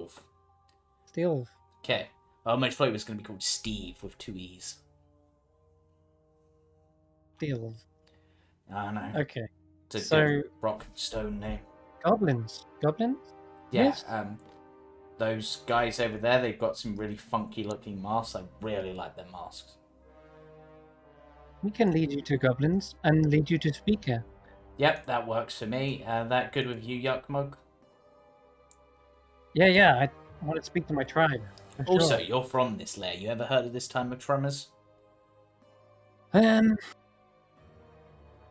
We've heard about it. I'm unsure exactly what it all means, but I can tell you there have been a lot more tremors than usual ever since you guys killed the Great Khan. Don't you remember? Yeah. At first, I thought it was like them using the tremors to communicate that the Great Khan had been killed, but now I just hear it constantly. And sure enough, almost on cue, a great tremor does reverberate through the ground. Okay. And it sounds way louder down here than it does anywhere else. Probably because it's ringing again off this kind of echo. What layer are we on? Are we on the 5th or the 4th? 5th. You were on the 5th. Okay. Also, thinking if we were on the 4th, then we'd also be in the centre, but 5th. Did- But then again, did with you all- size, maybe the 6th and 7th might be bigger, so it could work out. did you also ask about potentially the bridge? Well, And also, does the prophecy sound better as a limerick or a haiku? they did say that solving this prophecy would allow us to move to the next layer, so I would guess that would lead us to the bridge. That didn't answer my second question, though. Karius just poked his head out. Would you prefer the prophecy to be written in the form of a haiku or a limerick? Elias wants to write it into limerick. Limerick. Right. Okay, so it's a limerick. You can put that in your performances in the future. It'll be useful. Right, is everyone ready to follow the scorpions to the goblins and the speaker and continue our role in a prophecy we didn't know was there in order to potentially save the entire Earth elemental plane from slavery? As well as progress. I mean, that sounds a pretty awesome thing to me. I mean, if you guys just want to progress to the next layer, I'll just stay and try to solve the prophecy myself. I mean, I'm fine with this because technically this is the second prophecy I've been a part of. Yeah. Also, if the speaker can speak to everyone, probably he can do the same thing Kesh'an can, and has probably done that part of the pilgrimage. Maybe, that's a good point. Maybe he's met your Ludovu fella. Yeah. Maybe Ludorvu was the one who prophesied the prophecy. Maybe this is where Ludovu turned into that guy, and you're about to meet Ludovu now. I very much doubt. Isn't there something about turning into a crystal being? I don't know. I mean, you're meant to be reinforcing your soul to diamond, right? So maybe there's a stage that takes that further. But this is also like halfway through my pilgrimage. Yeah. I don't think it'd be as enjoyable if you first turned to crystal. Though, imagine if each individual strand was like a thin crystal, or your claws just turned to diamonds. That would be cool. Diamond claw, Kesh'an. That sounds uncomfy. So, But they'd be very sharp. so you Think are of the biscuits you could make. You have a point. Yes, and you would have 10. okay. So I'm guessing you guys are gonna follow. Is that I guess, correct? yeah. Are we all giving the earth being the kiss of life every time as we go along? I guess you are. Give me a medicine check, Elias, if you're the one doing it. I've never kissed an earth person before. This is a first. Go for it. A medicine check. Yeah. Okay. Go CPR. Not bad. Sure. You give him CPR for a few paces. At some point, it lasts longer than it should. Ella just starts making out with us throughout the family. Guy looks grateful for the breath of life, but confused because he's never really had someone do this before. I like them hard. Lord, save us. Eirina, how long does your smoky form last? Let me check. That would have gone now, right? It's an hour, isn't it? Oh, fuck's sake. Yeah, but they hang can on. you get your spells on. back. So Yeah. Smoky form. Oh, stupid. lasts an hour. Yeah. Yeah. So you can use one of your spell slots to cast it again on Raheem if you want. 1 second. I just want to check a thing. Because you got your spells back. Yeah. However. No, never mind. I can't do that on anyone else. Me. I was going to say I could put him in the ethereal for 8 hours rather than 1, but that don't work. So yeah, I will recast it on him. Something you could do. This is really bizarre, but Andi could lend someone the cloak and give them a way to go into the astral and stay there. The problem with that is the minute they come out, they'll be back where they started, away from the group. Didn't we? Yeah, true. Didn't we say that you could lend the necklace of adaptation and then ethereal yourself? You could also do that if you wanted. What while we were in the tiny hut, but that's completely up to That's you. up to you, Eirina. It would kind of take. It's fine. Just for simplicity's sake, I'm just going to recast. All right. Smoky form. Okay. Can you upcast that, or does it? What does it do when it upcasts? You can just add another person to it. You can add another person. But Yeah. warlocks can't upcast. No, but their spell slots are upcast. They're always for Eirina 5th level, aren't they? They're at least 5th level at this point. No, this is a 3rd level smell. Smell. Bell. No. Wow. I don't feel well. Leave me alone. Yeah, so if it's cast at 5th level, then technically. No, it can't be upcast. Yeah, it doesn't upcast, can't. doesn't do That's a anything. shame. No, it doesn't. Etherealness can be upcast if Okay. it was if it was an actual spell, but it's not because it's an evocation. Invocation. Unless you want to rule that it can be upcast. That would solve a lot of issues, wouldn't it? I know, we Give wouldn't me have that- to keep watching Elias make out with the other. Sure. That's it. All right, Eirina, give me an Arcana check real quick. Arcana. Had this curry last night. Tell you what, this 3rd level smell. That'll be the smell. Ooh, 25. yeah, sure. Being that Candlewick is in his element of smokiness, I'll say that you can reach out as long as they're together right now and you're recasting it on Raheem and Lost to Earth. You feel like you might be able to extend this to multiple people. Effectively, you've heard about druids doing this in a similar fashion.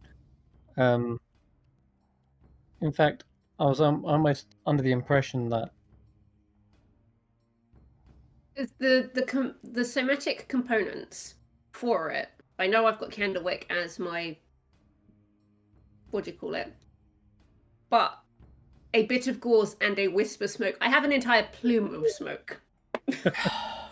Sure. And Karius can help manipulate the smoke round them, I guess. I mean, Yeah. Candlewick can do that himself because he is the smoke. Yeah. I was under the impression that he could already do that, which is why I was like, huh? It's not. But yeah, you find a way to pierce the barrier of the weave that's preventing you from doing something as powerful as this, and you upcast it to make it so that you can cast it on multiple people. And there you go. 2 people are now in their gaseous form. 3 if you wanted to go crazy. No, it's just 2, I think, because you're 5th level, right? So it's Yeah, but it's a 3rd level Yeah, spell, so so it's it could. 4th is 1 extra person, 5th is 2 extra people. Yeah. But we don't need a second person. That's all right then. Okay, cool. So these guys are going to be in smoky form for now. That solves all the issues. All right. Yeah. You're winding your way through this awful invisible maze, bumping into it, stubbing your toes, constantly feeling around. But whereas Zybits, this little charismal, seems to be in his element, crawling around, tapping and tapping every now and again with his little stinger. And also he lets out this slight ringing noise every now and again. And it's potential that he's got some sort of echolocation. Because as this rings out, you hear a ring coming from another direction, and it immediately scuttles and follows that line. And it seems as though the ringing is coming from this speaker figure. As you get closer and closer, you hear this kind of ding, ding, like a call and response. Yeah. And Karius is finally, going to be you come trying to out. hum in time with that frequency to see if he can like pick it up and try to basically further master the thunder side of his lightning and thunder. Yeah. It Because feels why like not? probably to a high pitch for your mouth to make, but you can at least hum at a sort of similar note. Yeah. Ooh. I bring out Dr. Octopus. Oh, okay. Because we're on a different layer now. He's changed like on every single layer so far. He's changed, not on every layer, but there is another thing that's changing it. What? You're picking up on it, but it's not changed yet. What's happening? Nothing's changed. He is still a little Elias. A little Elias? Yes, a little Elias. For now, though, we're going to say you guys make it to this guy, no problem. Thankfully, because you're being led. And as you come around, you hear this kind of constant soft ringing noise that's coming from this chamber. And it calms you down, feels like this emotion of unity surrounding this place. And he's standing by another one of these large towers. Atop it is one of these crystals that seems to be thrumming with the same sort of pulse. And as Zybits scuttles up, he goes up to the speaker, looks at him. Again, there's probably some sort of telepathic communication that happens, and a ringing noise. And then the speaker nods, and sort of goes down to actually sort of pet the spider as well. And then this figure turns to face you. Before you start on this bit, can I just ask if along the walk, and obviously listening to this creature making all these ringing noises and the response and things like that, if Andi could spend the walk studying the pitches and the ringing sounds and using her tuning fork to try and match them against the wall of force, would she be able to almost learn a little bit of the communication? A slightly better way than what I was trying to do. The tuning fork rings at an incredibly high pitch when it's trying to pick up this sound. And you realize the sound is more used for very basic communication. There's not much variance in it. It is simply being used as sort of a echolocation. Yeah, but that's what I mean. She wants to study it to establish that that's what's happening, so she can try and do the same thing. That is what is happening. You can try to... I mean, for a human to suddenly pick up echolocation, That would take a She's a muse. She's a long muse. time. Sure, but I will tell you now, it's not a language. This isn't some sort of It's even Kesh'an would be able to understand it as well. All it is sort of a ping to sort of bounce around so that they can see the walls effectively. Yeah, that's what I mean. That's why she wants to figure it out so she can figure out where she's going using the tuning fork.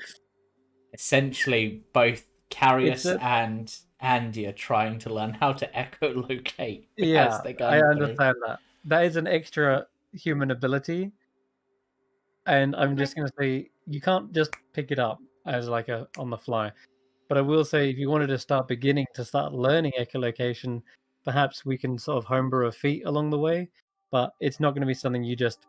I can hear walls now. It's it's not going to be over the course of an hour, that's for sure. But Andy gets the concept. She knows how it works. That's not a problem.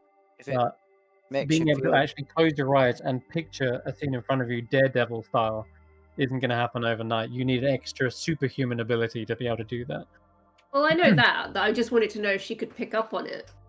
She's picking up on it. She can tell that these little creatures are quite cleverly using echolocation to see the walls rather than feel around. we Um, could. I have the wand of morphs, and the first part of it is you turn into a bat. That would help. That would work. So one of us could turn into a bat, and then the rest follow. That would also help. Nonetheless, it still takes you a while to get through, even to here. Probably like another good 10 minutes of navigating. It's not foolproof. He doesn't just know the way. He still has to. He can see the walls, which saves him a bit of like embarrassment. But the little creature still has to navigate the actual maze itself, which is tricky. Also, you see the other one is split off, and you can tell that they've actually reached the goblins, and they seem to be at this point leading them as well towards you guys. But you arrive at the speaker before they do. So as you come into this, you can tell it's like a larger chamber because the ringing is all around you. You can sense the space. But the creature that turns towards you isn't anything like the crystal scorpions. They do indeed seem to be made of crystal, but they're not like scuttling around. They don't have a stinger. They, for all intents and purposes, look like a humanoid. And even I would have said even Lost Earth wouldn't really recognize them because, well, he's in a smoke at the moment, so he can't really tell. But this doesn't look like an Earth Genasi to you. It looks like something else entirely. Here is the full artwork of him as he turns to you, or at least he kind of seems to be in a male type form. Seems to be represented in a sort of a more masculine figure. In any case, he turns to you and greets you with a very gracious bow, and as he does, he lets that soft ringing sort of ring out into your ears, and it's almost like a wind chime.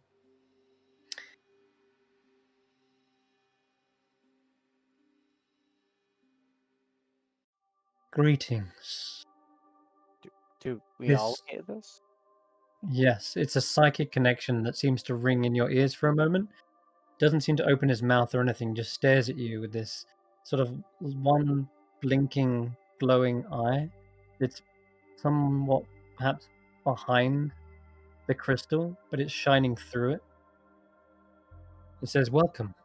This is a momentous occasion. The time is almost upon us. We are to put an end to the atrocities that the Tao have inflicted on the elemental kind. I am the speaker, as you have no doubt been informed by my friend here, Zybit. He is not unlike me, but I myself am not a Chrismal. I am something else. So, what are you, and how do we initiate this prophecy? I was born into this world, not really fully knowing my purpose.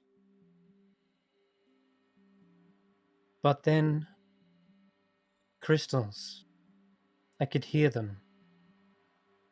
They spoke of an unseen energy that pulsed throughout this world. And as I attuned to it, I realized why I had come to be, why my sentience had allowed me to awaken. Perhaps I am one of the crystals to begin with. Now to walk amongst you and tell you of their plight.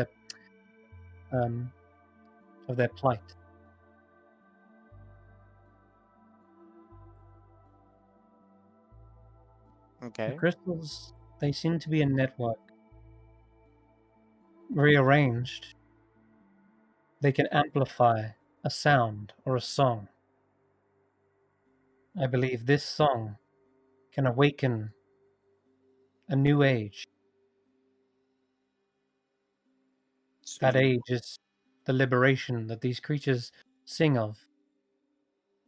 so you want us to play you some music? Almost. We need to collect more of these crystals. However, the Chrismals tell me that their kind was almost fully eradicated. The Tao, they created a race of construct elementals, used their crystals against them to fuel them, and committed almost genocide against the Chrismals. Those that survived were enslaved by them. Zybits here is one of the few lucky ones. Was that what that crystal-like archer was? Was he one of these He was not a elementals? construct, but most likely he has certainly lost his way. The Tao mostly employ him to hunt goblins down in this level, but perhaps he can be seen, perhaps he can be shown a different way. He shares a similar ancestry to the Chrismals. Other crystalline races do exist. I actually met one up on the surface, like a crystal genasi. Hmm. So So what? we need to collect these crystals, and then what? I will set up the network, and then we will ring the central crystal. There is one that is far larger than the others. It is almost an emitter, an amplifier, and the catalyst of all these crystals together.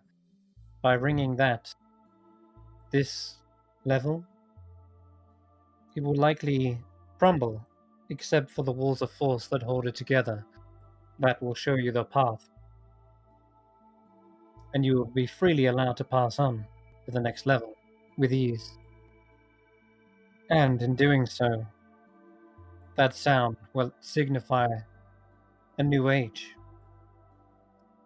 I know not exactly what it entails, but I believe the crystals are showing me the way forwards, one step at a time.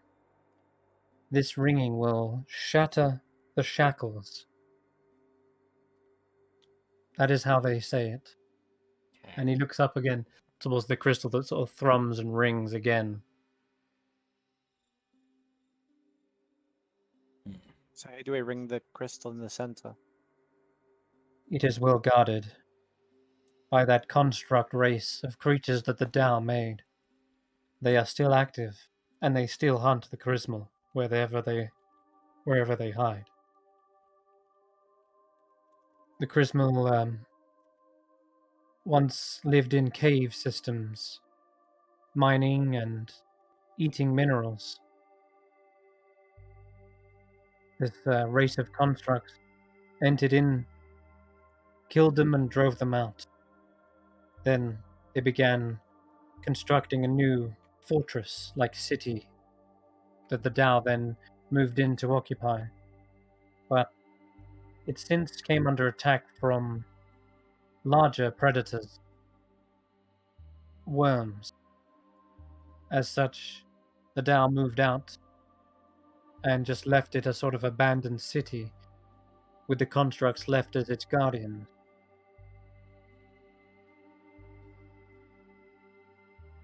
The guardians are still awake, and we will need to maneuver past them or defeat them to reach these crystals and the central emitter. In doing this, you will not need to fumble around in this maze. But it might not be an easy task. These constructs were known to be powerful.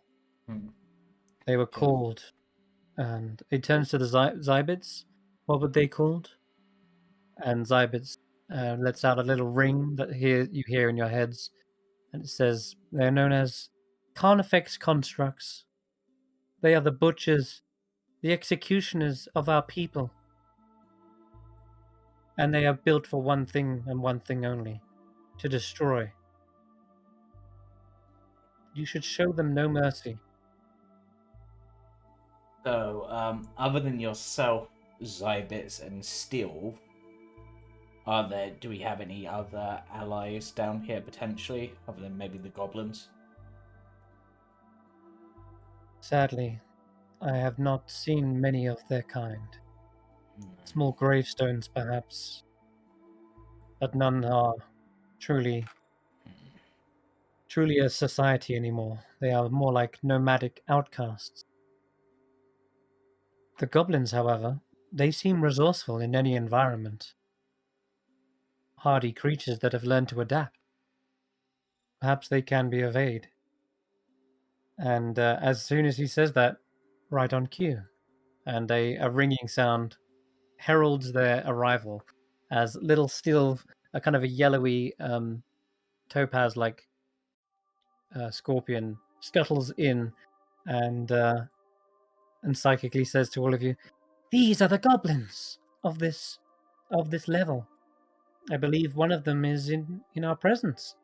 And Yugmug really turns. Oh my god, guys! I'm so glad to see you. They begin taking off their stone-like helmets and the big smiles on their faces, toothy grins, and they take respectful bows to the rest of you. And one of them steps forward, clearly like their leader, and he's kind of got like this mammoth-like helmet of stone, and he says, "You are the ones who freed him, freed our Yugmug from the prison." And Yugmug turns and says, "Yeah, it was." And he says, come to the front here, Kesh'an." Yep. Kesh'an wanted me out of there more than anyone. Yeah. Hello. He's like us. And he like gestures shadow boxing. He learned from Ladorvu as well. And they look surprised. We did not know there was another. Well, there was a whole bunch of us back where I come from. They kind of gather around you almost, like these little small statued goblins, almost trying to size you up and look you over. And they're like, "We are most curious to see what he taught you. The lessons are, there's so many. We tried to master as many as we could in the short time he stayed here." Well, I'm currently following in his footsteps, you see, and he'll go into his bag and pull out the frozen flame. They look confused. What is this? This is where he started and where he ended, or so I thought. Huh. Come to think of it, we do remember him carrying a lamp, but it didn't look quite like that. The flame is all still. Most Well, peculiar. that's the monastery I come from. The monastery of the frozen flame. Where Ladorvu came from. Back when he taught us, we were just the open hand. Seems he truly found enlightenment, I guess. And rediscovered himself, renamed the tribe. If that's the case, then we are Frozen Flame as well. And you will be accepted as one. They take another bow towards you. And they look towards the others and say, "What are you guys doing in this maze anyway? This place is not for the faint of heart." We're trying to make our way down to the lower levels. Oh. Once again, following in the Dorvu's footsteps. If we're not pitching up or anything, so Kesh'an will try and go through as much as he can in the short time he has. It's true, Lodorvu did pass through here. He was trying to reach the bottom as well. The 7th region? That's where we're headed. They nod in acknowledgement. Okay, well, we ourselves haven't delved down that far, but we do know of some of the dangers. But right now, this level is proving much more of a problem. Enough as it is. Yes, we're not exactly the biggest fans of the mazes in this realm. Though, we have found a way to potentially make this layer easier to traverse, but it will require gathering and combat. A test of skill and strength. We are no strangers to that. And we owe you for bringing back Yagmak to our tribe. If it is assistance you want, then we'll readily give it, as long as it isn't completely deadly or death-defying. Well, we need to gather more of these crystals. He points to the crystals. And then we need to ring the central crystal. But that may involve defeating some of these Carnifex constructs. We've come into contact with them before. They're on the 4th region. Wait. There's a vault. They keep those crystals all locked up for some reason. Maximum security. You ain't getting in easy. Unless... There is another way in, but it's just as dangerous.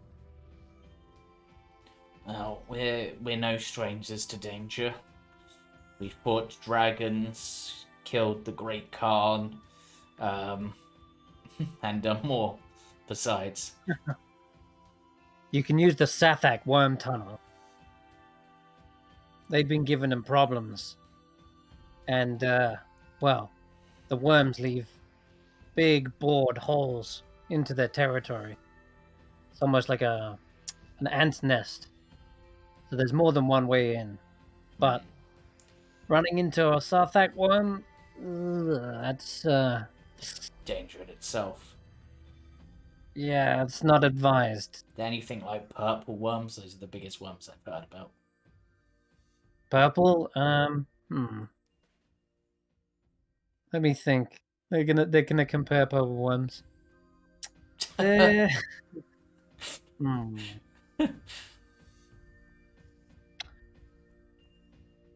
not as bad as purple worms. Okay. But there's more of them. Okay, on a scale of adult blue dragon to like a young adult blue dragon, so not fully adult, to purple worm, how close are we in between? Can't tell you much about dragons, honestly. Ah, fair enough. So what would you say is more dangerous, fighting the constructs or fighting the worms? The constructs, they're like an army, and they're built for war. They will Okay. kill anything they come across. Okay. The Sarthak worm, not very intelligent, but ferocious, untamed, Right. territorial, Okay. And and they can go through the earth like it's butter. okay. And is this your total number of your tribe, or are there more? No, of we're you? just a scouting party, but we can take you back to our monastery if you want. I mean, If you want to, What? if you need to rest up before this big push, if we could then gather, yeah. and also we might be able to gather up some additional numbers to aid, and of course, perhaps Kesh'an can learn something from your monastery. Perhaps there's hidden writings of Ladorvu that can only be shown by the light of the frozen flame. They all begin to smile as if that you guessed exactly that. There is. We have training rooms specifically for each lesson. Everything that Ladorvu teaches us, we master it every day. Well, It's I the need only to way we actually survive ask. down here. I Sorry? need to ask you about your healing abilities. I've barely scraped the surface with it, but you all seem to have mastered it perfectly. That is the way Ladorvu intended. Wholeness of body, not some healing of body. Whole. Yeah. And they take another bow. Come, People we'll join in the lead you battle. to our monastery. It is safe there. It is a sanctuary that you can rest fully if you wish to. And perhaps we can discuss with this speaker what exactly all of this entails. Because we're still a little confused ourselves. that seems like a wise move. Would you not agree, Speaker? Of course. Rest is important. This will be a trial. The Carnifex constructs are a deadly force. We will need to match it with equal fervor. Lead on. Right. Alright, let's get you back to your home, and if we run into that archer guy, we can just try to deal with him. We scared him off once before. Okay. Alright then. So, I'm just going to pull up a scene. Don't need I'm to gonna worry. kind of like get chatting to a couple of the goblins, but I'm gonna sort of speak in goblin to them rather Yeah. than in common. And I'm just gonna inquire as to whether or not they have seen someone who looks like me but has the same hair color as Elias. So I'm just gonna pick up Elias's like braid and just like lift it as like a gesture of this color. Who are we talking about? I'm not even sure Okay. myself. No, Eirina's mother, Reagan. Oh, okay. Oh. She was also part of the Frozen Flame Monastery, and she was mapping things. So I'm just curious as to true. whether or not she made her drunken way down here. Good lord. Judging from your reaction, that's a no, though. So No, we I will doubt it. ignore I that. very much doubt it. This place is completely inhospitable. She would have been much more intent on mapping out the material plane, which is vast enough as it is. This place is almost unmappable in itself, being that it's a maze and the Earth plane actively tries to kill you. Yeah, it would be far too dangerous. But let me just. Alright, let me get up a new map. Rough story. Oh. There we go. But this map is perfect. It's got a giant stone face. It does. He's emo, clearly. How you even mapped out the other one as well? Bloody. He likes his rock. Yeah. Whereas I'll this give you another. one's looks like they might be more into Kate metal. Bush.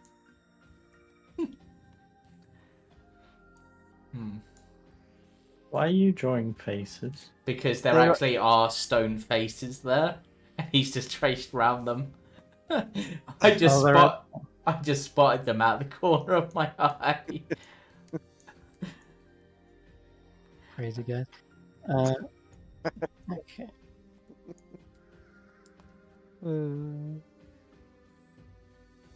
trying to grab this. There we go.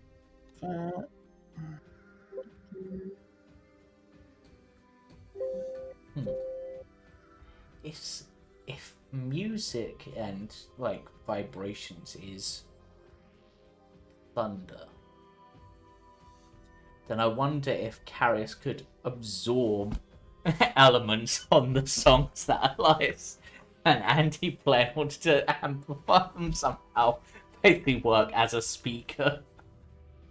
I mean, if we plug our ears, we could shatter the hell out of this place and just destroy anything nearby.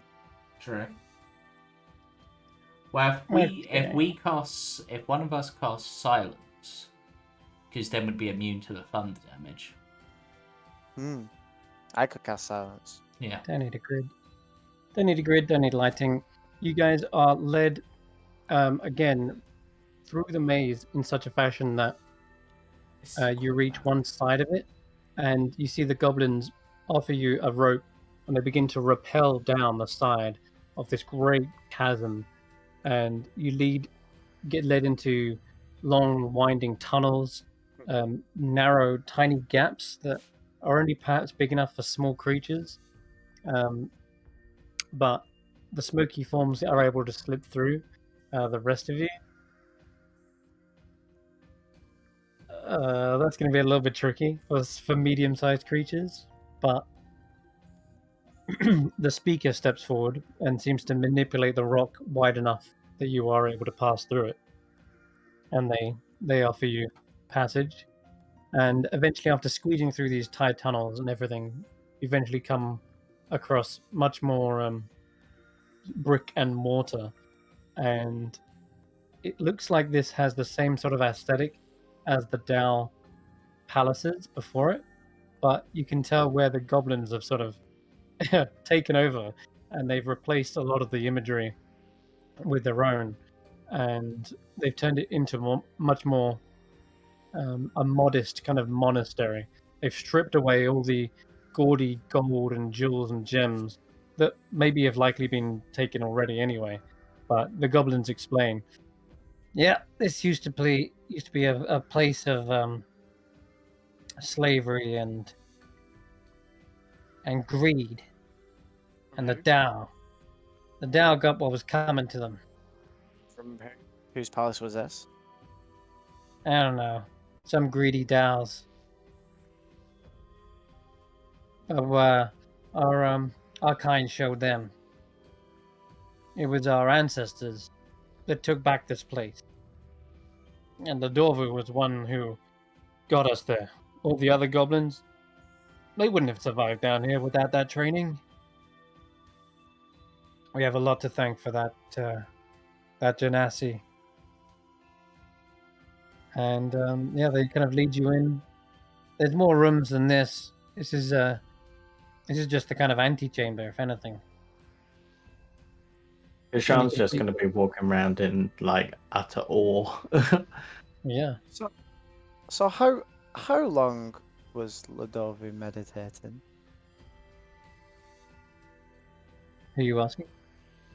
I don't know whether I actually know this as Elias, but I'm just wondering as Jamey, how long was Ladovu meditating for? In this secret room? You mean back in the Yeah. original monastery? Years. Wasn't years. it since I started? Yeah, So- effectively. He went into there just as Kesh'an joined. So he taught these all of the abilities that he could possibly teach them. Up to Got back to the monastery, met Mhm. Kesh'an and went, Nah, I'm just gonna ignore you for years. Well, never met Kesh'an, finished his pilgrimage and and like, recorded all of his teachings in scrolls. And then ignored Kesh'an. well, I got calling. I got sent out. I was Ladorvu's chosen. Why do you think I'm fucking here, bro? Seems to I me, mean, seems to be like all of these were Ladorvu's chosen. oh yeah, where's your hubby at? Fuck you. Yeah, that's what I thought. Okay. Where's your friend at? Friends. I mean, like, a villain. Dead. Oh yeah, but that's all right. He's coming back. That was my hobby. Be too late for that one. Anyway, So anyway, yeah. carry on. You're led through, like you say, it's been stripped bare. There's now instead kind of tapestries of modest kind, not these elaborate silks, and teachings and lessons have all been kind of recorded on paper and scripture, and there are little Zen gardens as well, where once they would have been perhaps those pits, those fighting pits that they had before, the sort of pit slaves against one another, or have hungry ballets waiting behind, behind walls of earth or sand. Now they're little beautiful Zen gardens where there's these spiraling patterns carved onto the rocks, and the sands have been neatly and decoratively raked into shape and patterns. And there's this general sense of peace and and unity about these goblins. And indeed, there's probably more of them. You see them sort of perhaps in a training room, all practicing simultaneous moves. And yeah, there's this one maneuver they're trying to practice is this sliding kick and then uppercut maneuver. They're all practicing. Nice.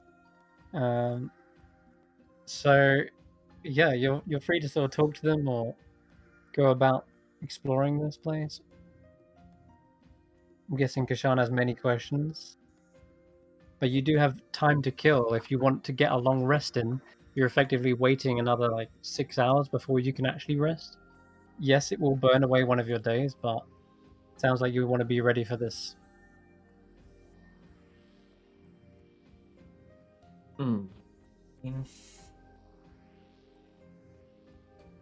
I would appreciate the rest because I've kind of burnt through most of my stuff, but I know time is of the essence.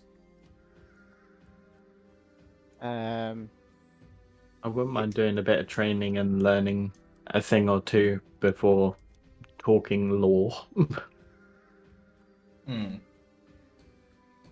I'm gonna take Karius's advice. I'm gonna find myself one of these little Zen gardens. I'm gonna cast silence on it, and then I'm gonna expand my music with a shatter to create a vibrational ripple. It'll ruin their whole little pattern they've got going on, but it'll make a vibrational ripple throughout the whole of this little They will garden. not mind.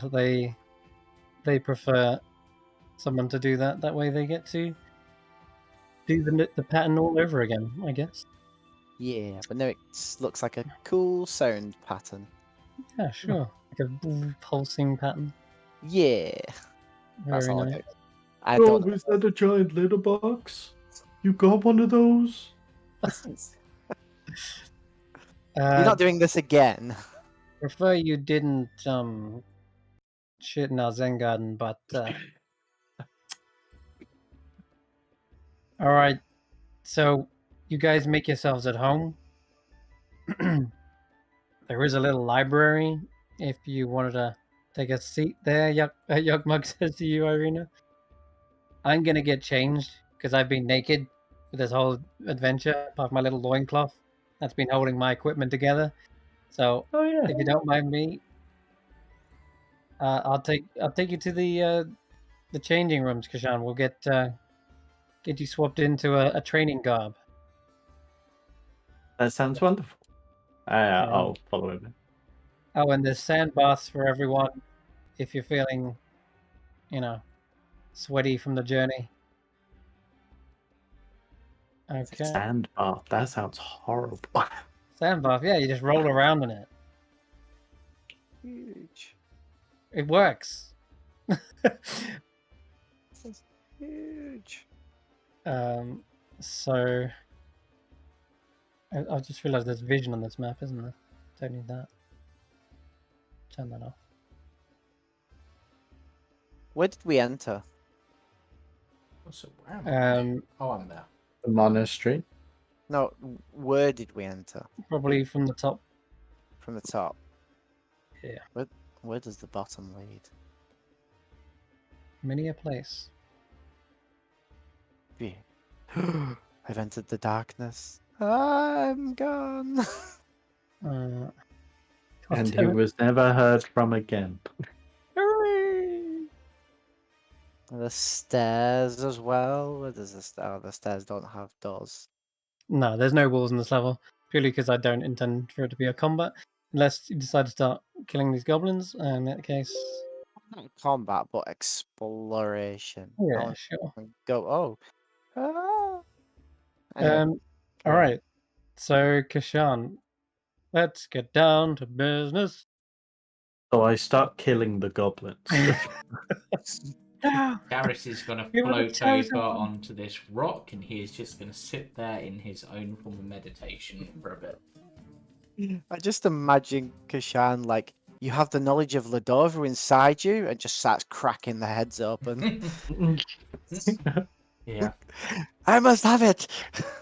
I like to Have think all the as knowledge. Karius is meditating here, he's obviously using his manipulation of the wind around him to just trace along the lines they've carved in the Zengon and just basically focusing on that wind manipulation just for the fun of it. Okay.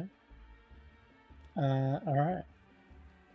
You see a goblin, almost like shamanistic or perhaps spellcaster, come into the room. Seems to be watching you do this, and he comes up to one of the altars and lights a flame in the brazier, and seems to watch it for a moment, and sort of just takes a minute to meditate, watching the flame. It seems to be some sort of ritualistic exercise that was perhaps taught to him, or maybe it's a meditative exercise. In any case, he finishes off with that and then turns to see you kind of tracing the winds. And then he begins casting a spell of his own. Seems Ladovu taught more than just martial arts here. You see, he brings forth the kind of fire into the air and starts weaving it around, spinning it into similar patterns that your air is tracing. It's almost like your air is ignited with this flame and causes like a pinwheel of fire. Oh, that's just... Karius just sort of looks, because obviously the wind manipulation is just a natural thing he has. So he's going to then use shape water and start having the water flow around the fire. You see that he aids you in shaping the water himself. He can cast shape water as well, believe it or not. And then at the kind of at the apex of this spell, when it all culminates, he freezes the water and air, and it falls down and shatters into tiny pieces. But And yeah. Karius will just gather them up with shape water, melt them, and put them back into his bottle. It's a bit of sandier. Yeah, that makes him more like the sea. He's now got a beach in his boat. That's true. Yeah. Where the heck did I put Yuckmug's token? Oh, it's over here. Yuckmug's here. No, new Yuckmug. There's He's this getting one. changed. Where is he? There he is. All right. So Yuckmug comes back with you, Kesh'an, and let's take you to a training room, I guess, somewhere. I don't know. There's a good training room. What else? So I'm guessing you got a lot of questions. So where do you want to begin? Shall I introduce you to the master of this monastery? That would be wonderful. Okay. And in fact, if there's a place for me to put the flame, that I'm more than happy for our people, to study if they wish. Yeah. We always wondered what that exercise meant. It was always a meditative exercise. We stare at the flame, picture it being still, to sort of almost still our own mind from all the day-to-day chaos and basically focus. It definitely helped. I didn't know there was a more magical meaning to it. I'm still yet to understand if there is a magical meaning to it. It's somewhat of a mystery myself, and I'm hoping that this enlightenment will, wow, enlighten the frozen flame within myself. All right. Well, let's get to work then. There is which training room do we want to use? You can train in the Zen garden. I think that's allowed. Yeah, let's go to the big one. All right, follow me. I'm just gonna drag this on. Ta-da. Position that. There we go. Okay, so he takes you to this massive hall where you can see there are pillars, rocks, and all kinds of this balcony raising up above it, all around it. And before you, he seemed a little bit more sure of himself now that he's kind of got into his own uniform. Here we go. Here's Yugmug, as he should be.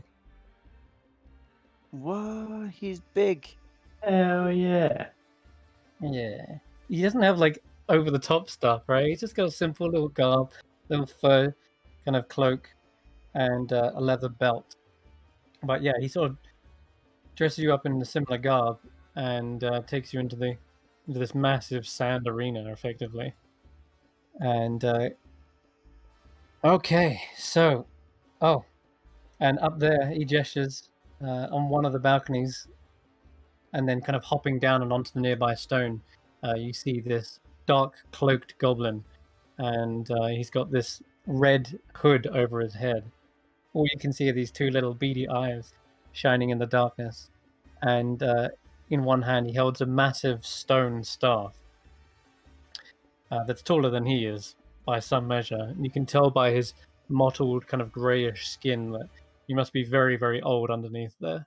But he doesn't seem to show any lack of spry athleticism as he just hops down onto the rock effortlessly and then balances there. Okay.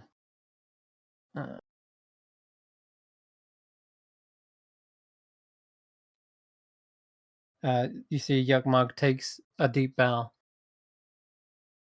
and says, "This is Master Vermilion." It's a pleasure to meet you. And he'll give a deep bow. He does the same. He's hasn't spoke much since I can last remember, but he definitely is still a good teacher nonetheless. And he was one of the first. He actually met Ladorvo in person all those years ago. He trained with him, went out, showed him the Earth Elemental Plane, and I think he might have got into an accident or something. May have scarred his face, but in any case, let's not bring that up. Master Vermilion, I brought you another disciple of Ladorvo. He's mastered the arts just like us, but his training seems to be different. Perhaps we can enlighten him on how things are really done. No offense, Kesh'an, but I think you already got the basics down. They were like there was more to his teachings, or at least perhaps he took a different approach with us. We're a very small race of goblinoids after all. We only got tiny little fists. So instead of striking hard, we were taught to strike fast. And I'll demonstrate. And you see Yakma goes sprinting from rock to rock, giving out small flurries of blows, just pounding on them as hard and as fast as he can. But rather than dealing like blows that shatter the rocks or crack them into pieces, he's just sort of like giving very small but rapid punches. And he does it so fast that the dust and the sand kind of kicks up a little cloud everywhere he goes. And he says, I can teach you that. I can teach you how to use your flurry of blows more, or even just your martial arts in a more faster fashion, rather than focusing more on speed than power. It's up to you. I think I'm ready for that. That would be amazing. Okay. Kesh'an Alright. will start limbering up. Okay. So yeah, you limber up. You can give me an athletics check to begin with. Just because that's what you've always been more used to, I guess.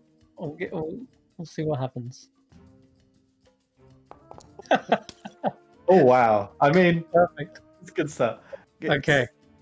I can imagine he's goes for the rejecting the old ways. That's why he did so badly. Exactly. Yeah, I can imagine so. All I could imagine is that he's like, okay, gotta move fast, and he just goes straight into his normal thing. So he's quick up to the target, but then reels back instead of going for like quick jabs. So it's not the fact that he's failed; he's just done it the same way he's been doing it. That's exactly how I pictured it as well. And as you're winding up for this haymaker on this rock, which you know probably with your prowess, you could probably shatter and break this rock into powder. And just as you wind that back up, you suddenly feel this wind swiftly go past you, and you feel as though your legs have just been kicked out. And you see that Master Vermilion has basically just slid through your legs, kicked them out, and you fall face first into the sand. And your haymaker goes over the top of the rock, and like, ugh. Okay. Oh, I don't think Vermilion wants you to break the rocks up. I apologize.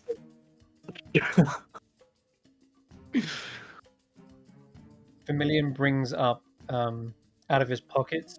He shows you kind of an old, rugged-looking rock that's kind of misshapen and jagged. And he points to you, and then he pulls out a very smooth, a kind of almost like an oval-shaped rock, and it's got little swirling patterns on it, just like the ones around him. And he points to himself and Yakmag. I think he's saying you need to be more smooth brain. No, you need to be. You need to iron out the kinks, I guess. That's the old way. And Vermilion nods. Okay. You're forgetting. You're slipping back into the old ways. You're gonna need to use the new methods. Let's just start with your stride, and maybe that'll be easier. And so you begin to sort of learn how to take basically smaller steps. You're no less fast, but in a weird way, by taking smaller steps, you actually have to take more steps to catch up with him. And he says, now try and apply the same idea to punching and kicking. Less, Okay. More is better. Less power, more punches. You don't need power. You just need to know where to strike. And you've seen me punch. Even for a little small guy, I can still punch pretty damn hard. I felt So this time you focus on speed, and this time I'd like you to roll an acrobatics check instead with your martial arts. They much better. Albert. All right, so you go around in similar fashion, little thuds to these rocks, and then Vermilion seems to kick up a load of small pebbles, throws them up into the air before you, and you see Yagmar goes for him and punches all the little rocks out of the air without a single one hitting him. And then he says for you to do the same effectively. And with ease, you start to punch much more quicker. It's almost like this was an easy step to learn. You're just sort of adapting what you already learned and using it in a different method. Now, what this mechanically means is your martial arts dice normally upgrades in power, right? In strength from a D4 to a D6 to a D8 to a D10. It's all about stronger, stronger, stronger. Well, I can offer you, instead of going up in dice type, you can instead choose to go up in dice number. That means all the way back when you first started out as a monk, you remember using a D4, just small light punches like a jab. Yeah. You can still go like that, but this time using more and more and more jabs. So 2d4 instead of 1d6, 3d4 instead of 1d8, 4d4 instead of 1d10 would be how it evolves. But it would still be a single attack roll, so it's like he rolls once and it's just that's him hitting with like all 4 of those jabs. Exactly. Yes. That's cool. I Now, mean, because essentially, what's the max that goes up to? 1d12, right? Yeah, let's have a monk. look at it. I think it's 1d12 is the max monk. Or is it 1d10? It goes up to 1d10, but that would be 4d4 for you. Yeah. And Which has the if you like- potential for a maximum of 16, which is... That's pretty mad. which is actually much better than 1d10. Even though it's tiny dice, the average works out higher, and the max works out higher, and the minimum Yeah. works out higher. Also, All Plus in is all, what? also would crits be better? Because when it go from like 4d4 to 8d4, 8d4. Correct. yes, that would rather also than improve. 2d10. Yep. I like that. Also, In addition to that, Hmm. once you've mastered this even further, you can incorporate it into your flurry of blows, dealing more flurries of blows. Doesn't cap out at 2 anymore. You can get, at your level, 3 flurries in your flurry of blows. And God. with the increased die, that means you're doing a lot more damage just because of the damage from your martial arts Yeah. and the additional punch. See, almost the this was just something I was thinking. This almost reminds me of and this might be a reference no one gets, but in an anime and manga called Toriko, there's a punch where he hits, but it's almost like it hits multiple times to that single punch. So like to amplify the impact, so it's almost like that in my head. Mm-hmm. That's kind of fun. So I would like like that. it's Yeah, a for big sure. boost in power, and that's it scales. So if you did ride a monk out to all the way, you would end up getting 44. What are you at the moment? 14? No, you're 13, right? You're 13. So you'd be doing 3d4, and then at 17th level, that'd be 44.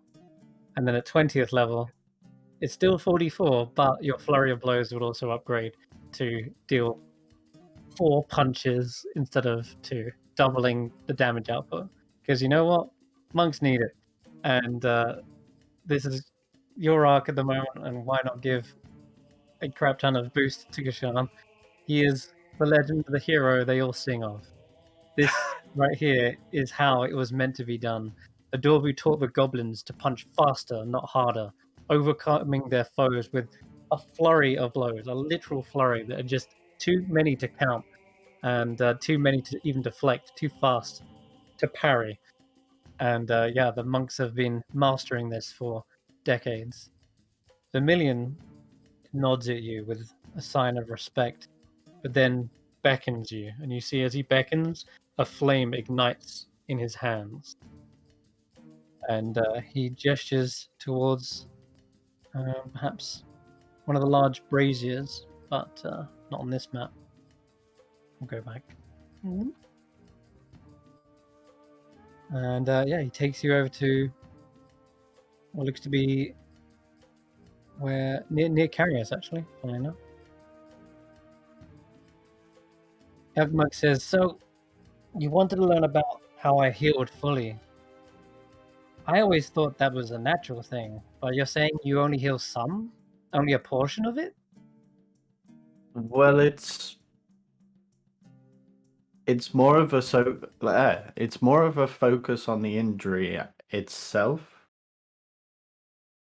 rather than, I guess, focusing on an entirety. Yeah. I think you're too focused on the wounds that you've suffered. Like, you're like, ow, my boo-boo, must rub it. But this meditative trance that I entered, it's not about focusing on one singular injury. It's about restoring your body to what it was before and what it is at its peak. A renewal. Yeah. Almost like think a phoenix rising from the ashes. You shed all your body of its mortal wounds, and your ki Well, that's regenerates you a new set of organs, a new set of skin. well, It's that's very how neat. all of the scrolls taught it, but potentially it was something that wasn't needed in our monastery. We were quite secluded and pretty much left alone, so perhaps that was a lesson that was skimmed over, maybe? It's possible. I mean, interpretations are different from different cultures, right? It's Exactly. okay. Well, let me show you how we were taught. And you see this Master Vermilion leans over the brazier and begins igniting the flame with just his hands alone. And Oh, you see this bonfire light up, roaring in fire. And then he turns to you and gestures the lamp. he'll pull it out. He holds out his hands. And he'll offer it. He leans in over the brazier and stares at the fire for a moment, and stares back at the lamp. Then he raises it up over the brazier, and for a brief moment, you see this bonfire sort of freeze up. But it doesn't stay still for very long. It, in fact, extinguishes after a moment. You hear this kind of, just this sound come from Master Vermilion.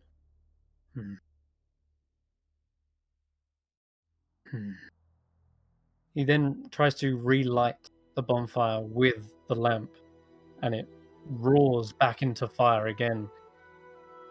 And Yagmug looks to you, Kesh'an, and raises an eyebrow. I don't know exactly what this means. I think he's sort of showing how the flame can be put out and relit again. No, I'm not too sure. So just to clarify, the bonfire completely went out? Yeah. And then reignited. And then he reignited it with the Then he reignited it. Okay.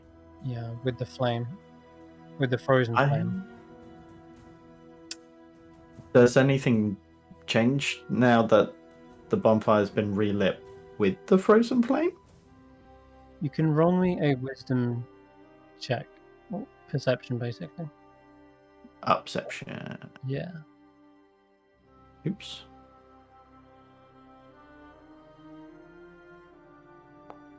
26. Wow. Yeah. Okay. To the untrained eye, all he did was relight the fire, and you wouldn't be surprised. You wouldn't see this as some sort of remarkable feat, but I'm just thinking, just before you continue, because Kesh'an's thinking back to what happened with Candlewick. yes.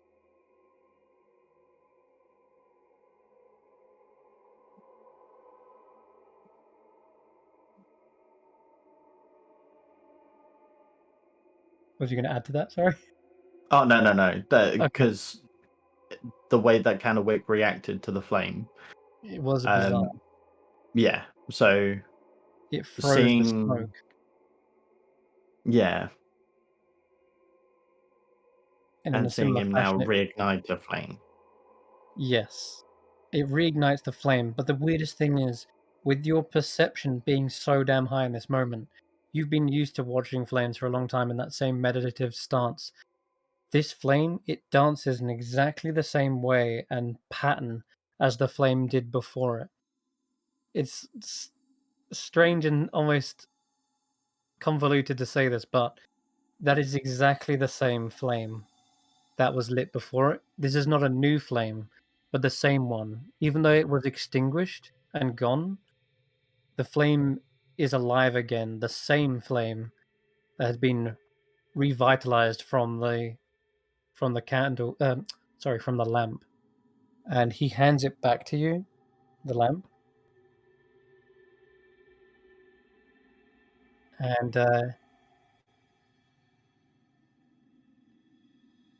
then he slams his palm into your back. And I need you to make a. Let me just check. Constitution saving throw. It's gonna be something really nasty. I'm not gonna lie. Oh god, this It's sounds gonna like he's be- gonna quivering palm you. Yep, Constitution save, please. No. Yep. Fucking quivering palm that pussy. Jesus Christ. What did you do? Oh, that's pretty good. Okay, that is a save. That is a save. You feel your entire body tense up and then vibrate. And it feels like all your ki inside your body has just been scrambled. And it locks you up. You can't even breathe for a moment. But in that same moment, I guess you kind of your body naturally and instinctively counteracts it, and your chi realigns. And you take a deep breath, realigning everything. What was And you- that? I mean, the thing is, even if it was quivering palm, even if they fail, it's 0. You knock to 0. Oh, I know. If you It's succeed, good. it's 10d10.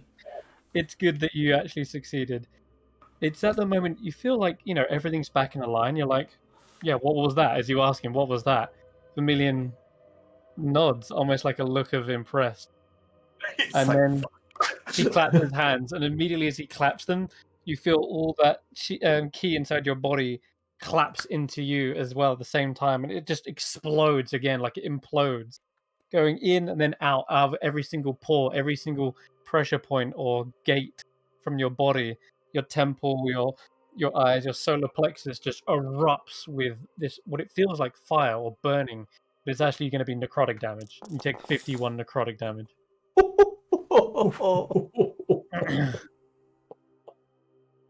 And as you're like trying to breathe, Yugmug's like, "Whoa, Vermilion's lost it. He's finally gone senile."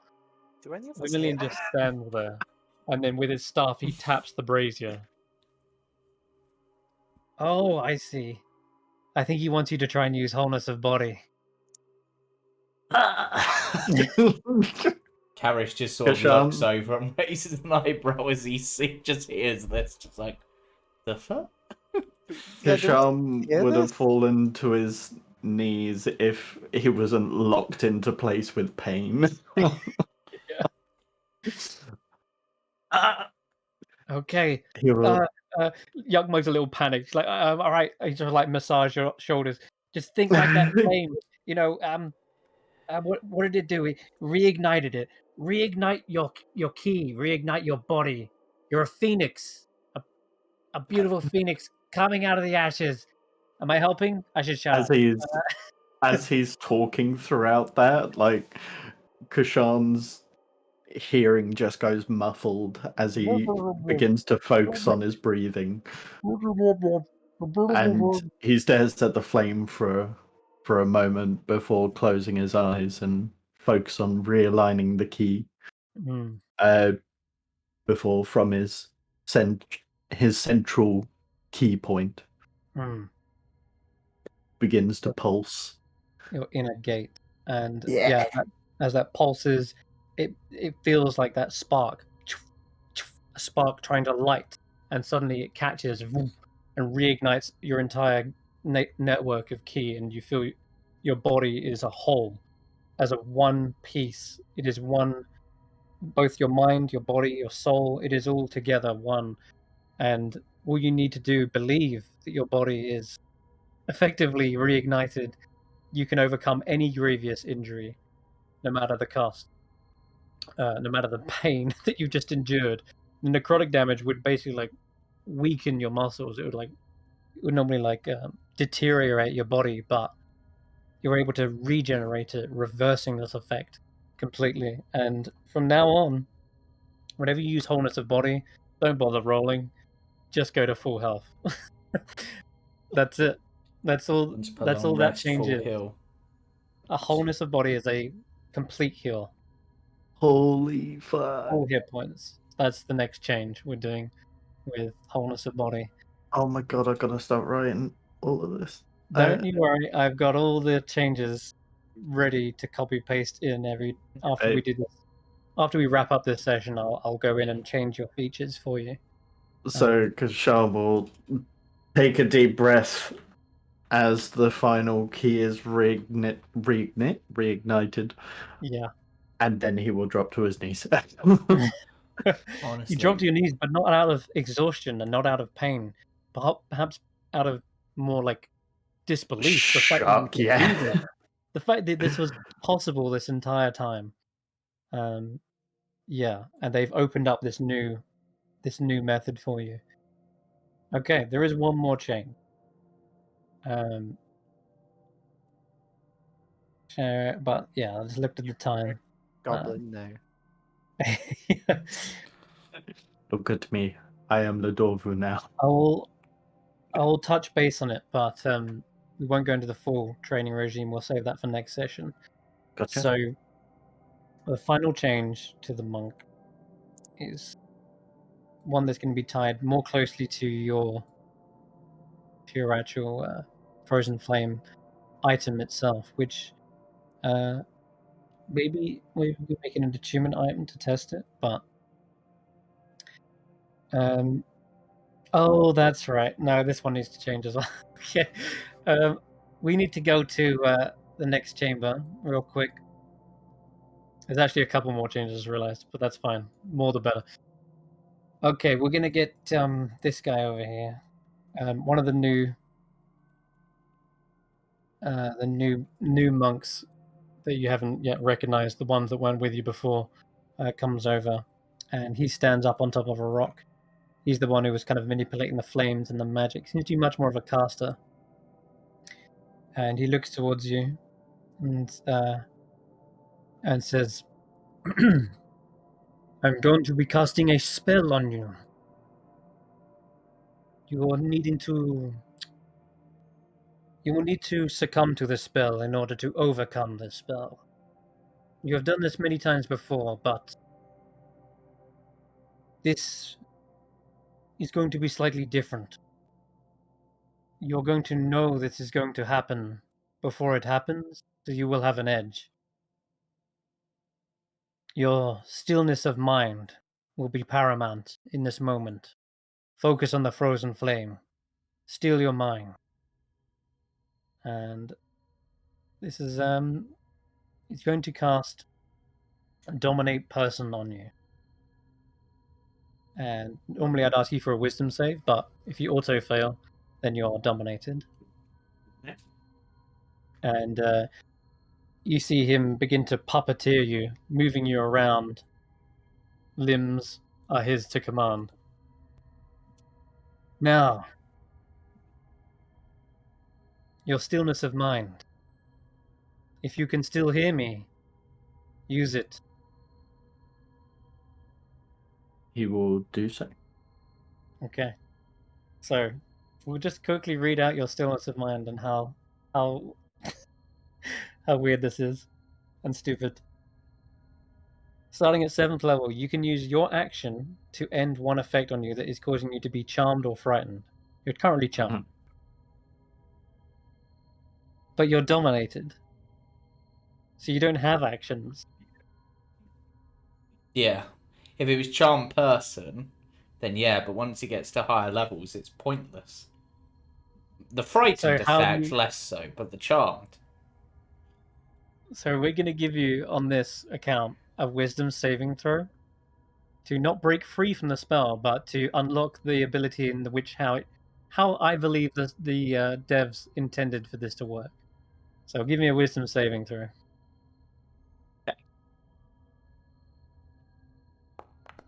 Thought as much. You try as you will with all your might to try and steal your mind, but as you go to steal it, he puppeteers you and makes you do a backflip into the arena of sand. And then you get a little bit thrown. You try to steal your mind again, and just as you're able to sort of center yourself and break free, he makes you run in a circle around this rock. And you cannot steal your mind because he controls your mind. And you find yourself stuck in this kind of paradoxical situation. And he says, "Not good enough, Kesh'an. Not good enough. There is a way, though. There is a way." And we'll find out what that way is next session, because we're going to end right there. And complete your training next session. So, yeah. Sorry to end abruptly, but I just realized the time. I was gonna say that once Kesh'an gets to about there, I make him dance as well. You want to make him double charm? Yeah, but for those watching and listening, don't forget to join us Sunday for the Carnival cards as we continue through Yarn Spinner's Tall Tales, and then join us next Friday for the next session of this, while we see where this goes next. All right. Thank you very much for watching. Bye. Bye. Thank you. Bye-bye. Bye.